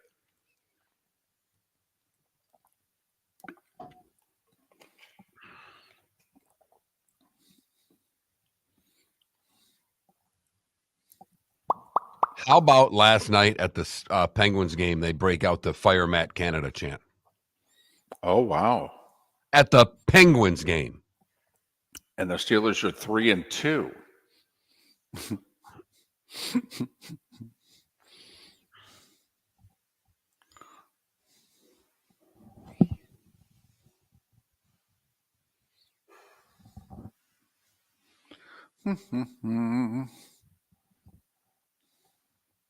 Oh, that hurt.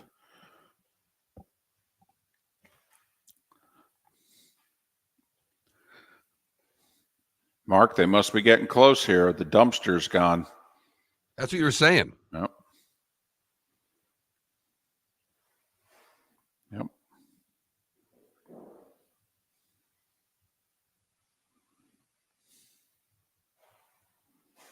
Yep. Here we go. Starting to look like a condo.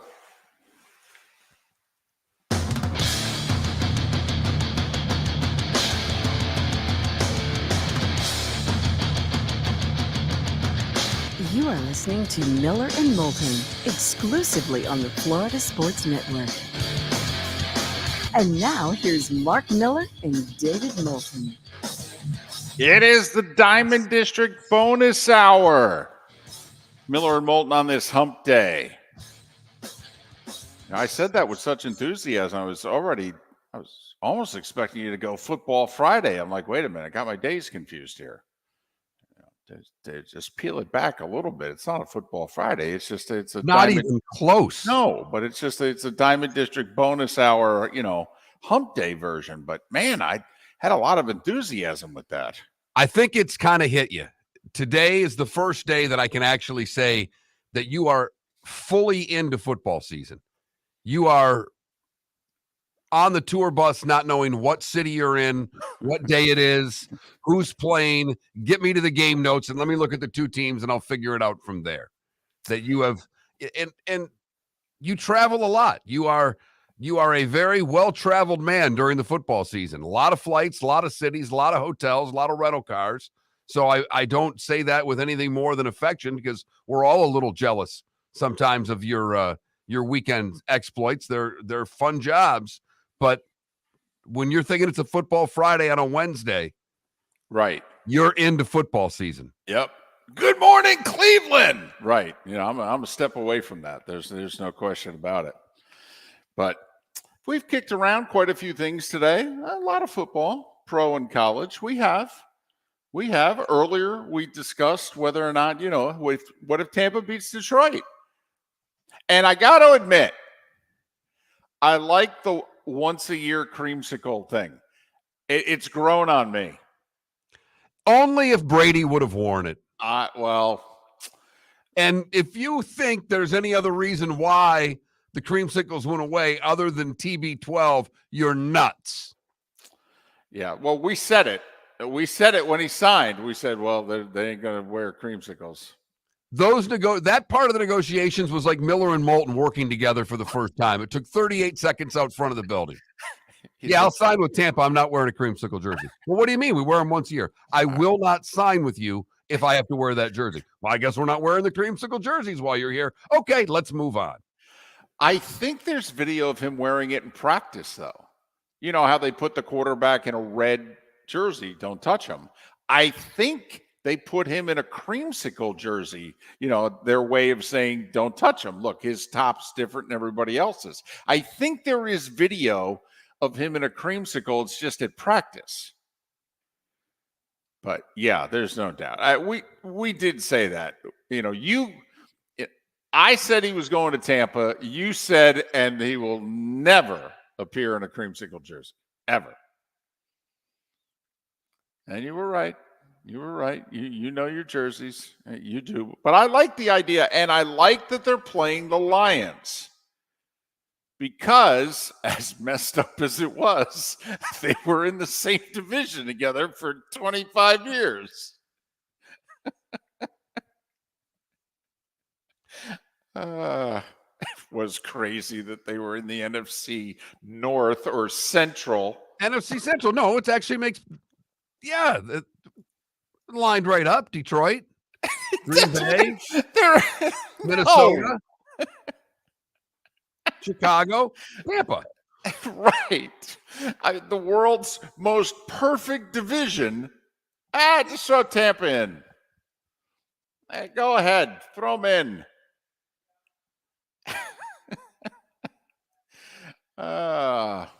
Tim in our Twitch chat room says need to bring Berman back to do the highlights for the game. It's not a bad idea. Him and Booger are still doing that show. They're just doing it on ESPN Plus. Don't know if any of you are watching, but so I like it. I do. I'm in. We get 8 or 9 of these regular season suckers a year. I'm in on one of them being the creamsicle. It honors your past, the whole deal. It gets us talking about players from that era. Remember Sapp and Brooks and Lynch and them started in creamsicles. Dungy changed that. But there's video. They started their careers. Warren Sapp, that belly was in a creamsicle.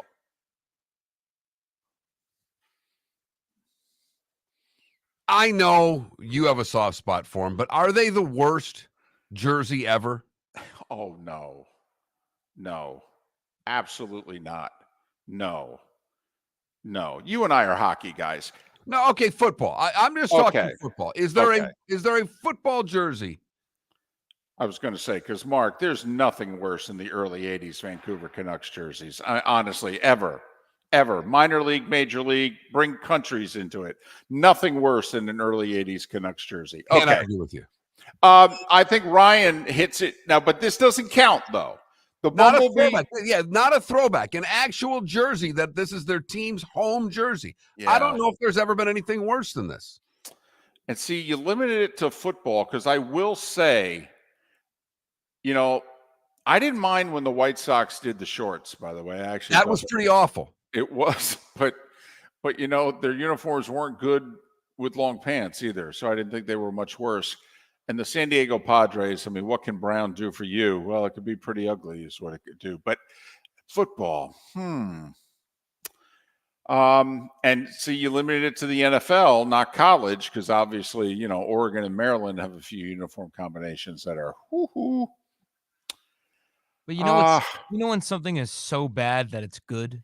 That's how I feel about these creamsicle jerseys. I think people like them. Would you wear one? I'd wear one. If I was a diehard Bucks fan, I'd wear one. No. You're a sports fan. You wear things other than Miami, don't you?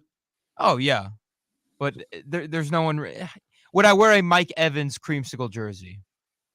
Yeah, I'd wear one. All right. You got to admit, you're in the right state because that's like a color you'd see on a golf course. Exactly. Orange. Bad golf fashion you see all over golf courses. Okay. I've got my creamsicle on today, apparently. I'm wearing orange. Well, it's a shade of it. It is. I got to admit, I had a Izod golf shirt that I wore in high school when it was, a match day. I didn't wear it every match, but I wore a couple of creamsicle Izod golf shirts. Wait a minute. You didn't have like a school golf shirt? No, we didn't at our school. We all dressed however we dressed. I was best dressed guy on the team, which I know is shocking 40 years later. I was. And the two guys around me would dress like bums. Oh, yeah. Yeah, we had bad school shirts that you Nope. wore. Never had a JP Stevens shirt. Never. Never. when it wasn't even handed out. It wasn't like I didn't wear it. And no, I never got one. Nope. I'm not a big uniform guy anyway, but I mean, I would have wore it. And I think people like the creamsicle jersey because, one, they're not Bucks fans. Two, the Bucks were never good in them, so they're cute. No one's threatened by the creamsicle jersey. No one's, I see now.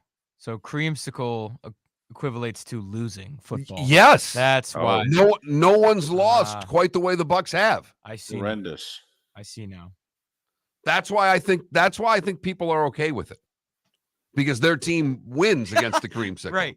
Sure, let them wear it. The Lions. It's like when we talk about no one, I mean, Dolphins fans all want the Dolphins to throw back. It's not like the league's clamoring for the Dolphins to go back to their old jerseys, because you know what the Dolphins were when they wore their original jerseys? They were one of the best teams in the National Football League. They were wearing jewelry. Okay. The worst Browns jersey or the creamsicle? Because, Cleveland has put some brown combinations together that have been like, oh, guys, I don't know. Like brown on brown? Well, they have like a dark brown top that they wear with the orange pants. Okay. And I'm wondering if you think that that's worse. I don't. I think the creamsicle's worse, but I'm with you, Felipe. It's, to me, the creamsicle jersey's like when we slow down and we rubberneck. David, I think you're right. I think I'd wear a creamsicle jersey.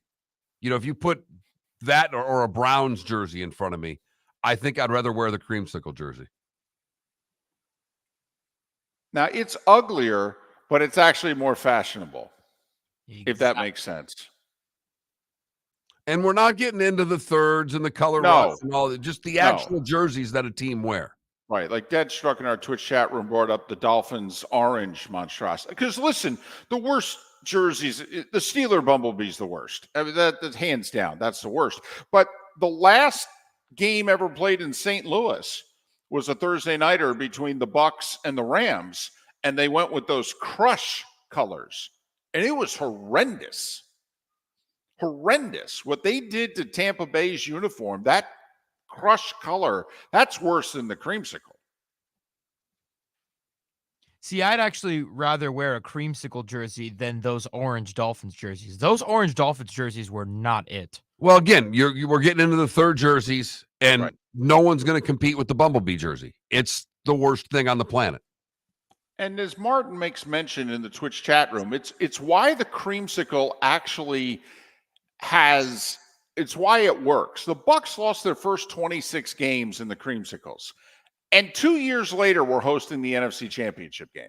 And then they were bad. And then they won the division. And then they were bad. And then they won the division. And then they were bad for 12 years. And then they changed the uniform. I mean, the creamsicle's got an interesting history to it. Dungy's first year in Tampa, he's wearing the creamsicle top. They changed it like year 2 or year 3 of, Rich McKay, Tony Dungy. And they looked so good. That of all the changes, what a miraculous change that was. Like, you hate the Patriots change. There are a lot of teams that made jersey changes and people are torn, split. When the Bucks did it, everybody loved it. The red and and the Berman with the Pirates and the pewter pants. Mm-hmm. See, I actually think the worst Bucks jerseys are the Jameis Winston era jerseys. I didn't like those. I thought the font was cool, but everything else was just too much. Those jerseys were too much. So once a year, they break out the creamsicles. They're doing it for the Lions Sunday. You do know what happens. They go out and get shellacked. Never again. Never again. But if they win, David, if they win, man, and humble the Lions. There's a lot riding on this game. A lot more than just the division leaders. Got that right. The history of the creamsicle could be at stake Sunday when the Bucks take on the Lions. Located on the East Trail, locally owned Naples Tiki Bar and Grill is an outdoor eatery next to the Hitching Post Shopping Center. Island-inspired food with a true tiki theme. The best place in Naples to enjoy the beautiful weather in Southwest Florida. The Naples Tiki Bar and Grill offers a great menu for dine-in or takeout. Enjoy our famous pulled pork, huge burgers, and tiki bar cocktails. Don't miss happy hour every day from 3 to 6 and live music 7 days a week. See you soon at the Naples Tiki Bar and Grill, 11498 Tamiami Trail East. Visit Jason and Todd at the Diamond District. When choosing something of high value and personal significance, such as a diamond, you want to shop with the best. And the mall is not the place to be. Here are my friends, Jason and Todd with the Diamond District. Take a stroll in the mall, pop into a few jewelry stores, and you'll soon discover you're in the wrong place. Rings begin to look all alike. You're not finding GIA certified diamonds. You quickly realize you know more than a salesperson helping you, and all the same financing gets pushed on you. Visit Jason and me, and you'll find America's top bridal designers dealing exclusively with the Diamond District. You'll find the largest selection of GIA certified diamonds, all priced 8 to 10% over cost. You'll find educated sales consultants who have many years' experience and are not paid commissions. And you'll find Todd and me in the store nearly every day, wanting to shake your hand and welcome you to our Diamond District family. Visit Jason and Todd at the Diamond District. Hello, friends and family of Southwest Florida. Are you looking to tap into the electric vehicle market? Well, look no further, because we here at Southwest Florida Golf Carts have just what you need. E-bikes, golf carts, LSVs, scooters, and more. Come down and talk with one of our experienced sales reps, have a soda and a smile, and you could be cruising the streets in your new EV today. Stop by the store or visit our website at flgolfcarts.com and enter for a chance to win $100 off your next purchase by answering John's monthly sports question. You are listening to Miller and Moulton on the Florida Sports Network.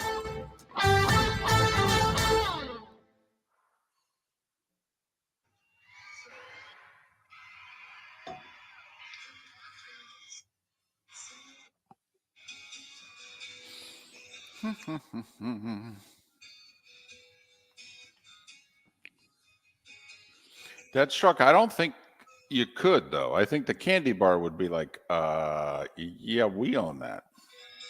But yes, you could say it, just can't copyright it.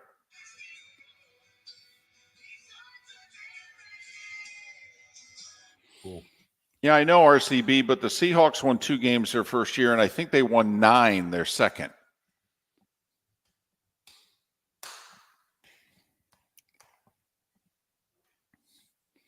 But the Bucs hosted the NFC Championship game year 4.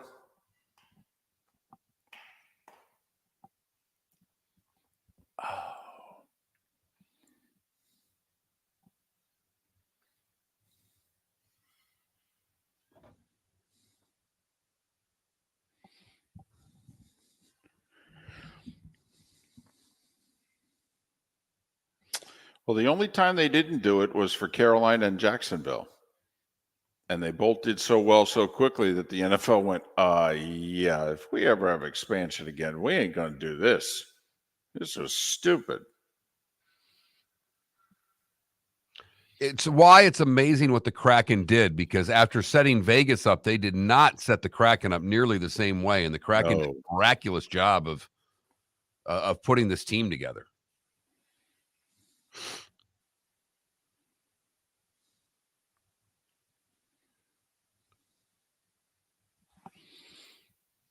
So ESPN's closing their Manhattan studios? Mm-hmm.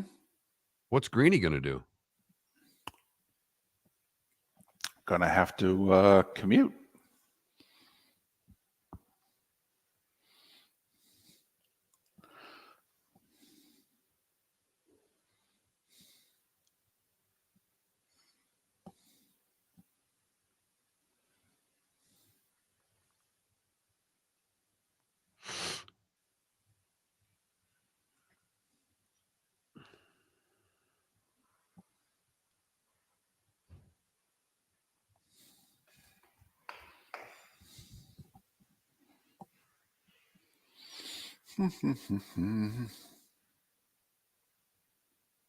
Felipe, do you still have that folder of all the music that we use for, rejoiners? Yeah. I got to cut a spot after the show. I don't care if you get to it today or tomorrow, but we just got to find something to put underneath that from that. All right. Something that we're not using preferably. I got you.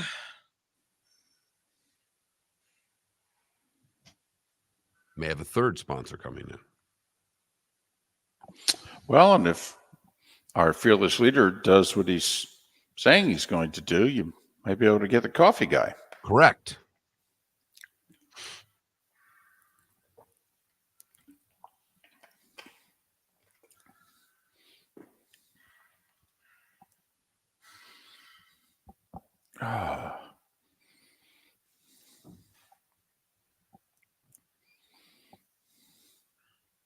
Boy, I can get Jason Sherman to respond when I send him Bud Elliott information.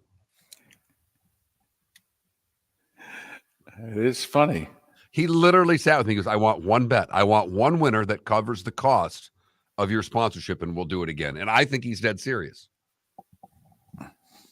So if FIU wins and covers tonight, I'll be sending Jason a text saying, can we lock you in for another 6 months? There you go.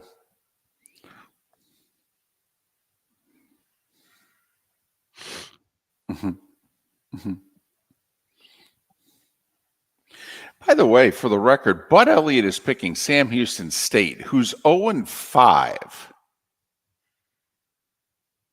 against New Mexico State.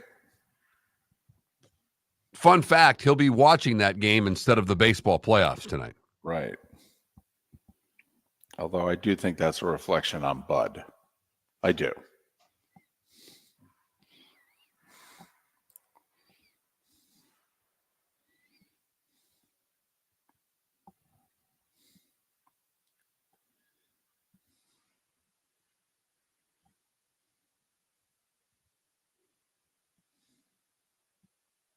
Here we go.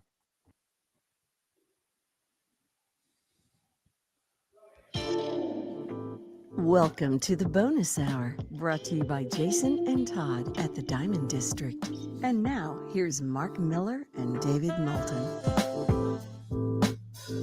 Good, bad, and ugly. What's on tap? Today was the day when, along with some final thoughts and a pick or two.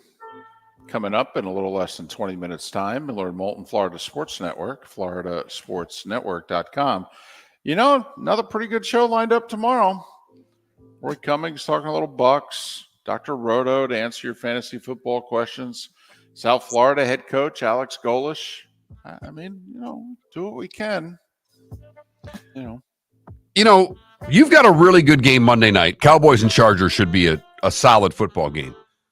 But next to that, as far as games that are being played on Sunday, the Lions and the Bucks might be the biggest game on the docket. Well, it got moved to the 4:25 slot, I believe. It did. Yeah.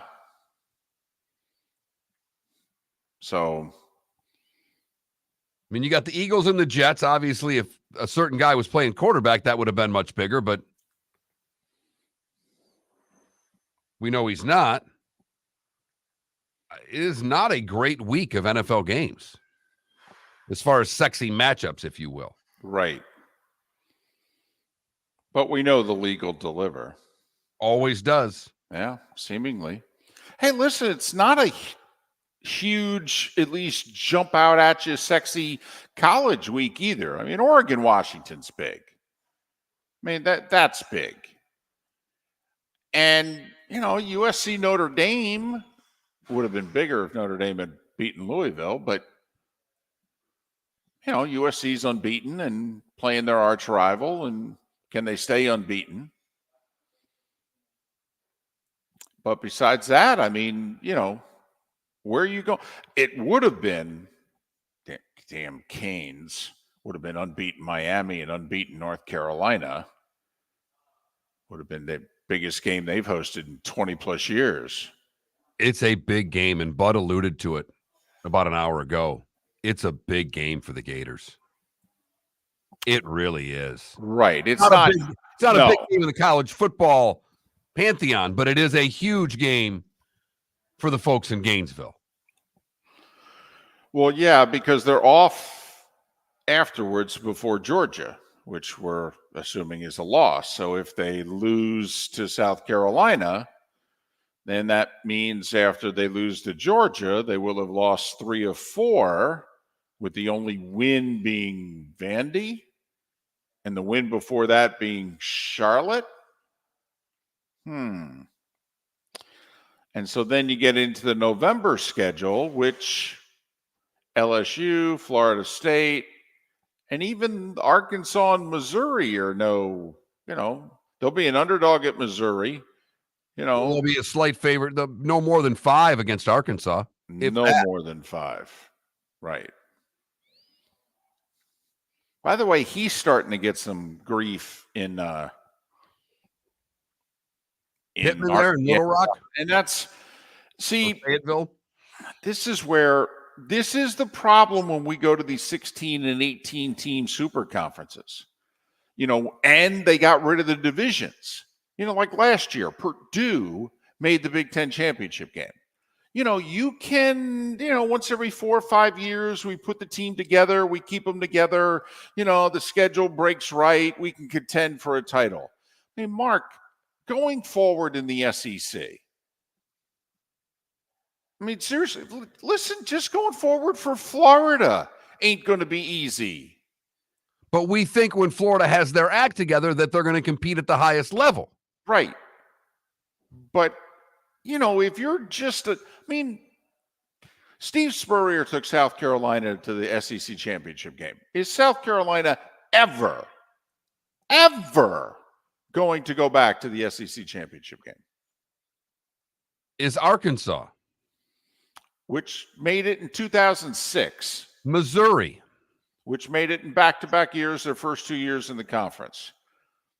I'm willing to state now, and you could save this for the rest of the century, Mississippi State will never play for the SEC championship because I believe they're the only school that's not made it. In the West.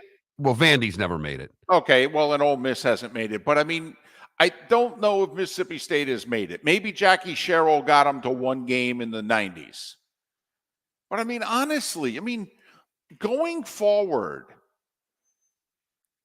this is a dangerous road. You're expecting, did you see what Mark Stoops said on his radio show the other day? I did. So obviously Georgia took him to the house and 5 touchdowns, beat him by. And caller called into the show and was giving him a hard time. He's like, come on, we can't compete with these guys. And he said, hey, I understand you being frustrated. What I'd like you to do is take that frustration and send us a donation, because that's what their other guys are doing. And they're buying better players than we're buying. So if you want to be able to compete with them, write us a check, because that's how the game's played nowadays. Now, what he said is not inaccurate. I will say it's not a great look when the game's over to go, well, I don't know what to tell you. Their players are a lot better than us. They pay them more. I was going to say, your players are in the locker room. They just got beat by 5 touchdowns. He found out their coach is like, well, damn, I wish I had 60 guys on the other team.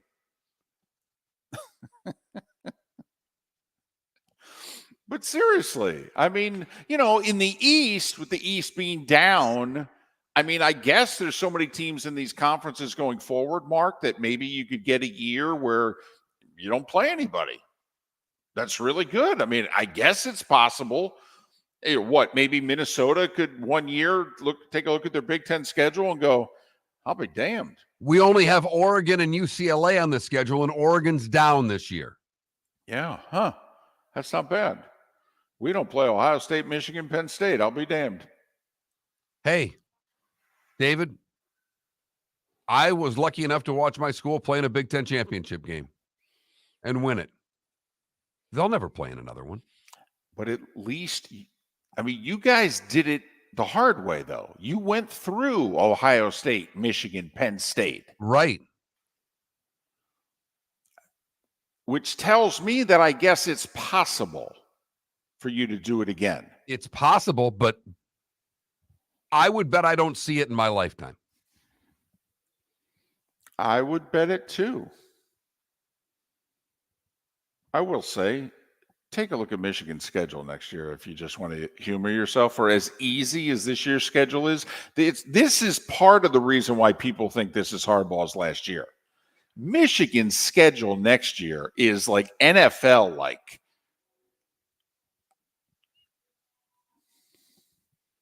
Well, after the last couple of years. I understand.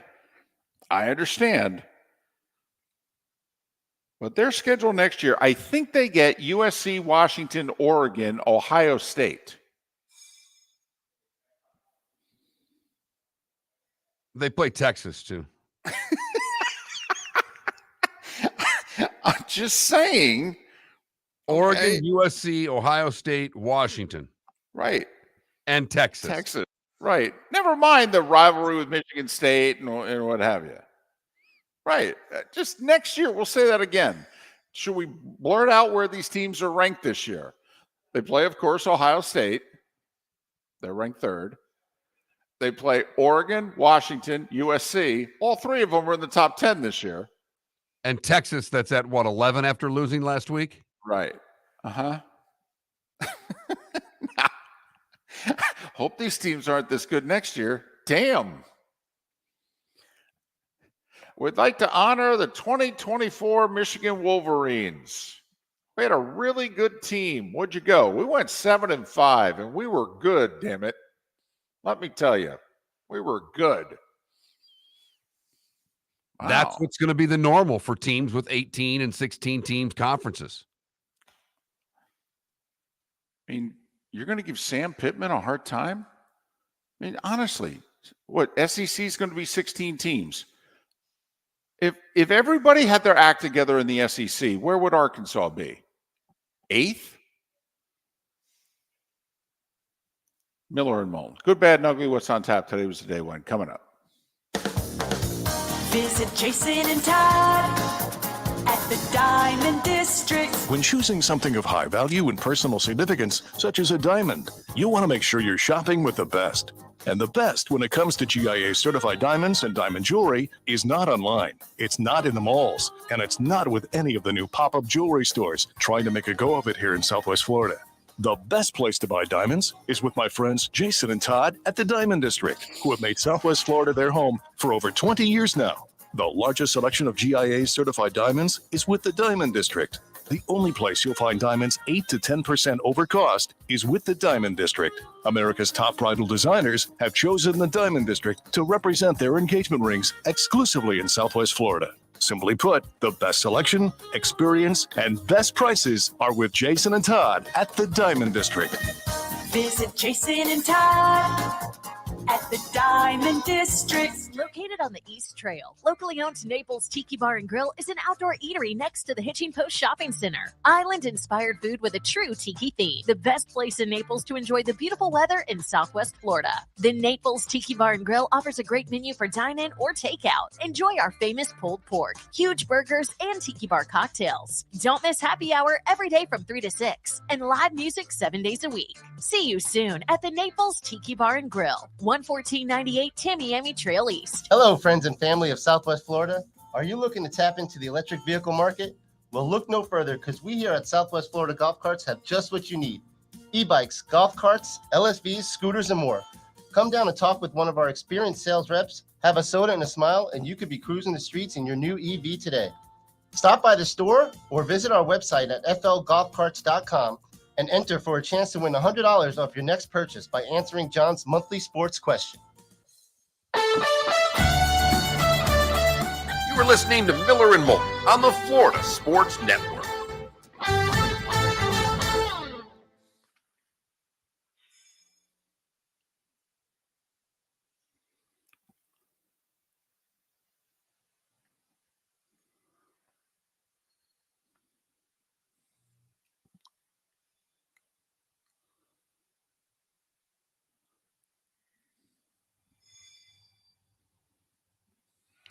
According to Pro Football Focus, Jared Goff is the highest rated quarterback this season.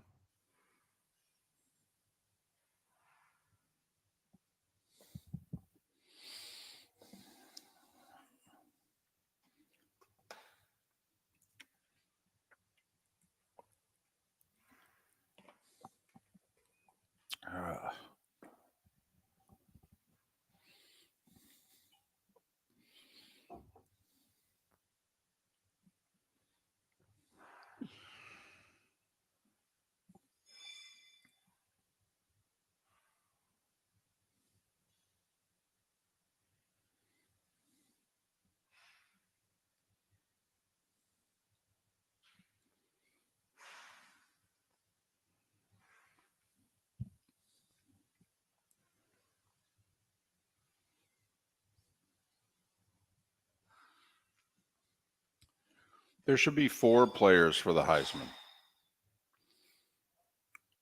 Caleb Williams, Drake May, Marvin Harrison Jr., Brock Bowers. and Brock Bowers. Those are the 4 best players in the country.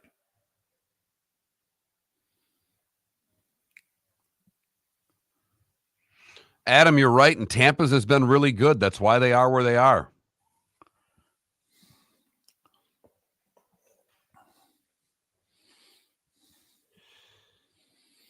And the NFL's letting the Eagles, they're letting the Chiefs cheat because their tackles are so far off the line of scrimmage.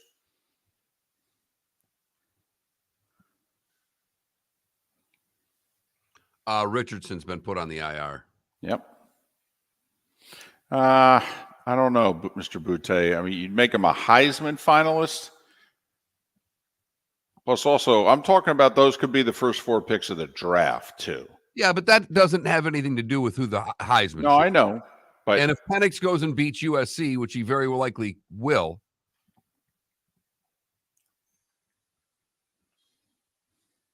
because Oregon's going to whoop USC.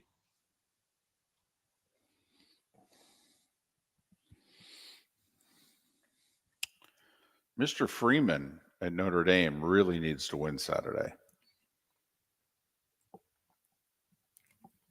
He ain't going to get fired after this year, but they could start the clock.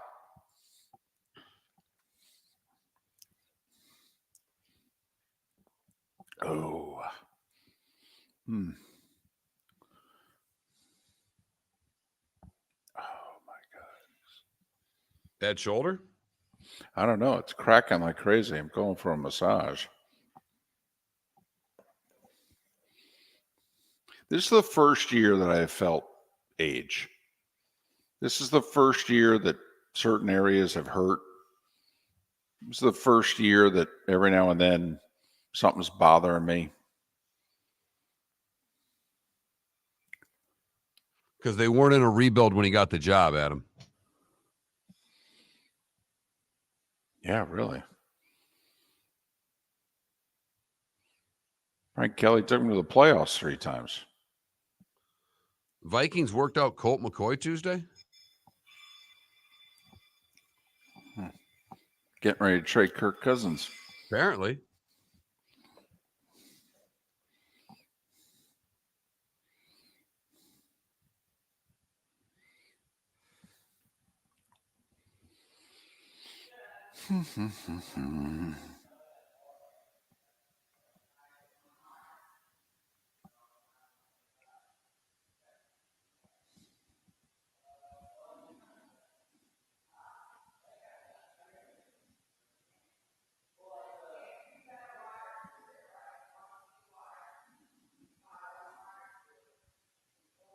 Thought they weren't showing up until 10. Nope.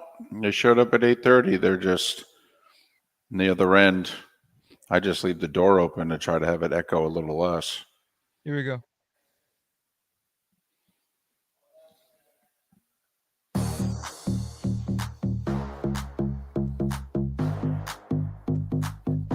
Welcome to the bonus hour, brought to you by Jason and Todd at the Diamond District. And now, here's Mark Miller and David Moulton.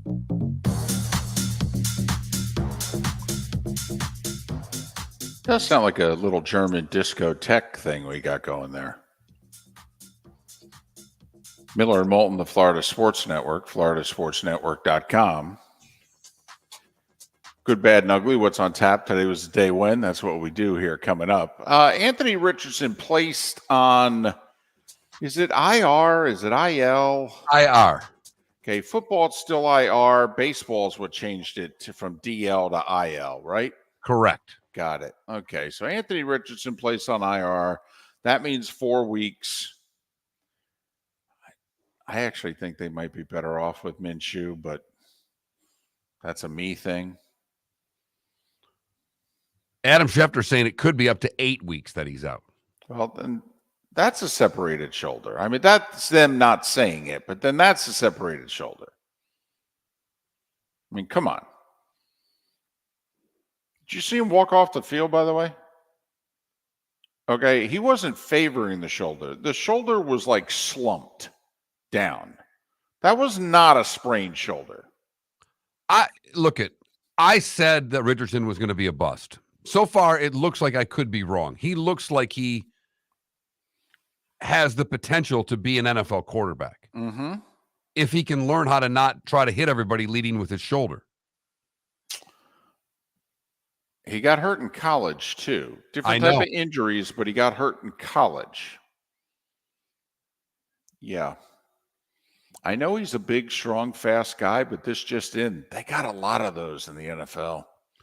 But you hate, look, if a guy's a bust because he's no good, he's a bust because he's no good. Right. Whatever. There are thousands of those. In all sports, we see it all the time. Who cares? But I don't want to see a guy get knocked out because he gets injured. That sucks. But he's going to have to learn how to slide, and he's going to have to learn how to play a different brand of football when he comes back from this injury, because this is already a concussion in his shoulder, and he's played a couple of games. Mm-hmm. Yep. And I know he's always been the biggest and the strongest, but that's not necessarily the case anymore. So, yep. It's time for someone to take back this segment, if for no other reason than to stop David from talking about Meghan and Harry. Here's Mark Miller with Today Was the Day When. 1911 we start today. Wow. Ty Cobb and Frank Schulte are named the inaugural Major League Baseball MVPs. Their prize is a car. That's pretty good. I got to think that that's pretty good in 1911. 1927, Lou Gehrig is named MVP. Despite hitting a record 60 home runs, Babe Ruth not eligible because he's a former winner of the award. But I didn't look up when they quit that practice, David, and that's on me. But that's something.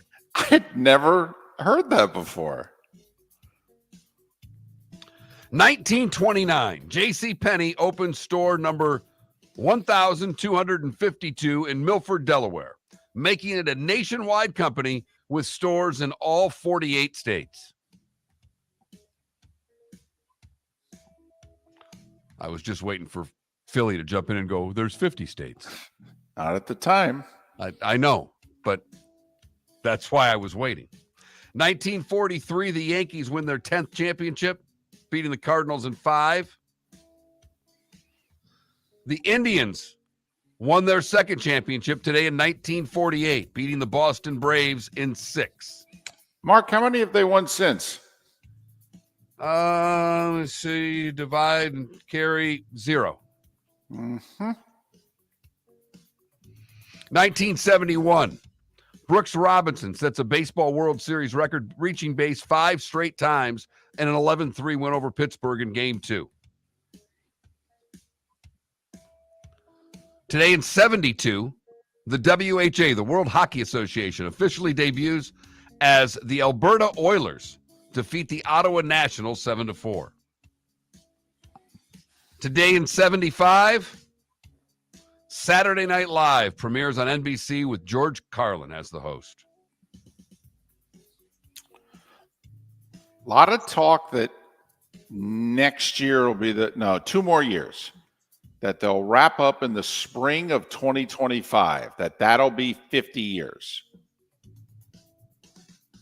And that apparently the show costs a fortune.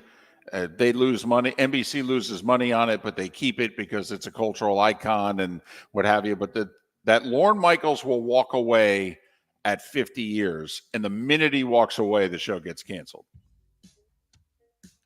Billy Joel released 52nd Street today in 1978. It was his first chart topper, David. Won 3 Grammys as well. This unknown musician, Prince Rogers Nelson, opens for the Stones today at the LA Coliseum in 81. He's booed. Have to admit, a Stones crowd getting their first whiff of Prince. Right. It's the last time Prince opened for anybody. It was the Stones. Today in 91, Chip Beck shoots a 59 during the third round of the Las Vegas Invitational. Today in 92, Dion plays for both the Falcons and the Braves. But we had our first presidential three-way debate. Pause. George H.W. Bush, Bill Clinton, and Ross Perot. 30 Rock premiered today in 2006. Rafi wins the French today in 2020. Yeah, okay. When didn't he? I know it was a pandemic, so that's why it was in October, but still. And Felipe was way off with his dates because he said it was way earlier. It was the Lakers beating the Heat in Game 6 to win their 17th title today in 2020. I mixed it up. In the bubble. Yep. I had Game 5, Jimmy scoring 40. That was the day that I said it. Yeah, I mean, to mix up bubble games, it's easy. I would make that same mistake, Felipe. It was the bubble after all. If you were born today, you share your birthday with Eleanor Roosevelt and Luke Perry. You would have been 57 today. Darrell Hall is 77. Steve Young is 62. Joan Cusack is 61. Artie Lang, 56. Michelle Wee is 34. David's favorite rapper, Cardi B, is 31. And TJ Watt is 29. Michelle Wee's retired, by the way, before she turned 34, just to put it in perspective. Listen, happy anniversary to those two lovebirds. I mean, when you think happily married people, you think Bill Clinton and Hillary Rodham, who 40 years ago today tied the knot. How many years ago? 48. 1975. Think he's had one extra woman a year in those 48 years? Oh, yeah. Okay. Hell, I know 2 news anchors he's been with. But anyway, did I say that out loud? Oh, boy. Springsteen scored his first. Hello? Is this on? On the same day that those lovebirds got married and Saturday Night Live debuted, Springsteen gets his first top 40 hit, Born to Run. And that's all Bill was thinking after he got married. It's a death trap. It's a suicide rap. Mark, baby, I did not have relations with that woman. John Lennon's Imagine, released today in 71. And trying to think. Anything else? No, that's it. That's all I got.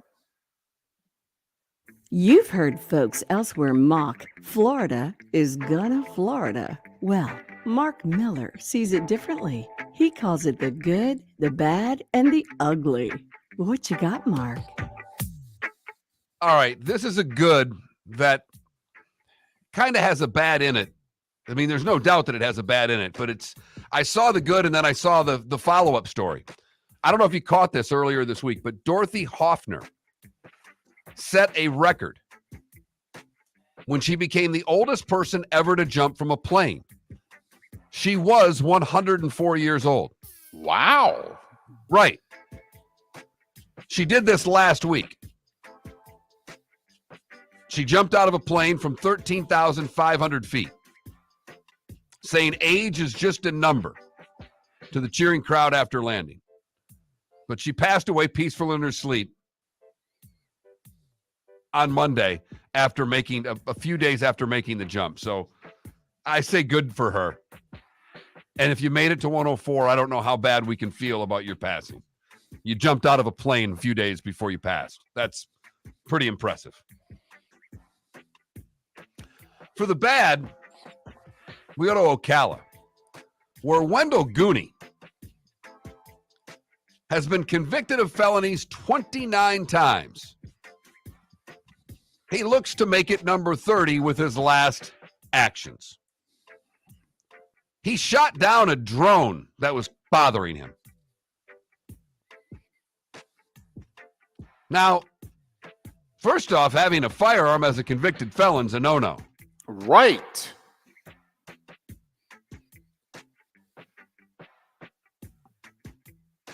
The deputies found him with a .22 after firing at a drone. He'll face 10 years in a federal prison. The sheriff was using the drone at a crime scene. He shot the drone down.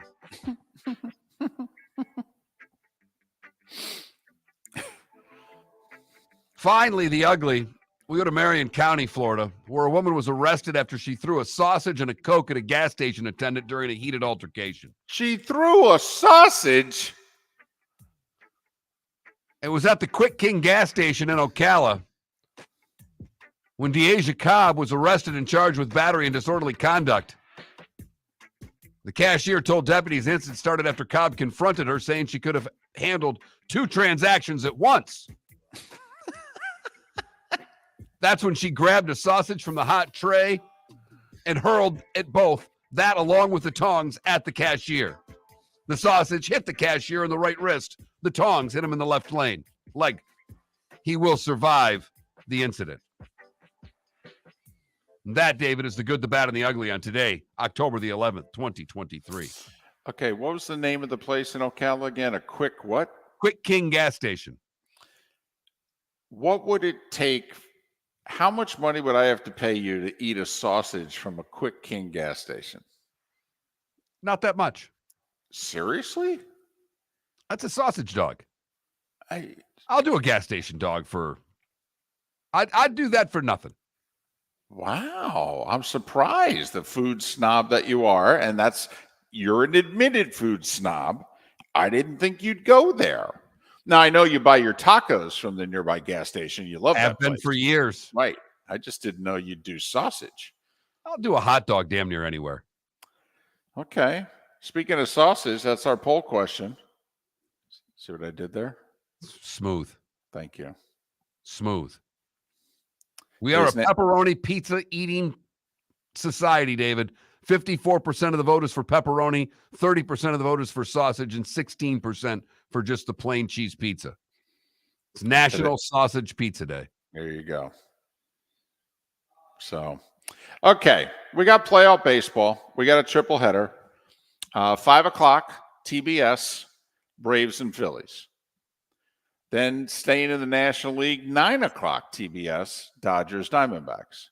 In between FS1, Astros, Twins, Game 4, Houston up 2-1. So 5, 7, and 9 baseball. The 5 and 9s on TBS. The 7s on FS1. Conference USA football tonight. Whew. UTEP and Florida International. That's on ESPN2. FIU is a 2.5-point favorite.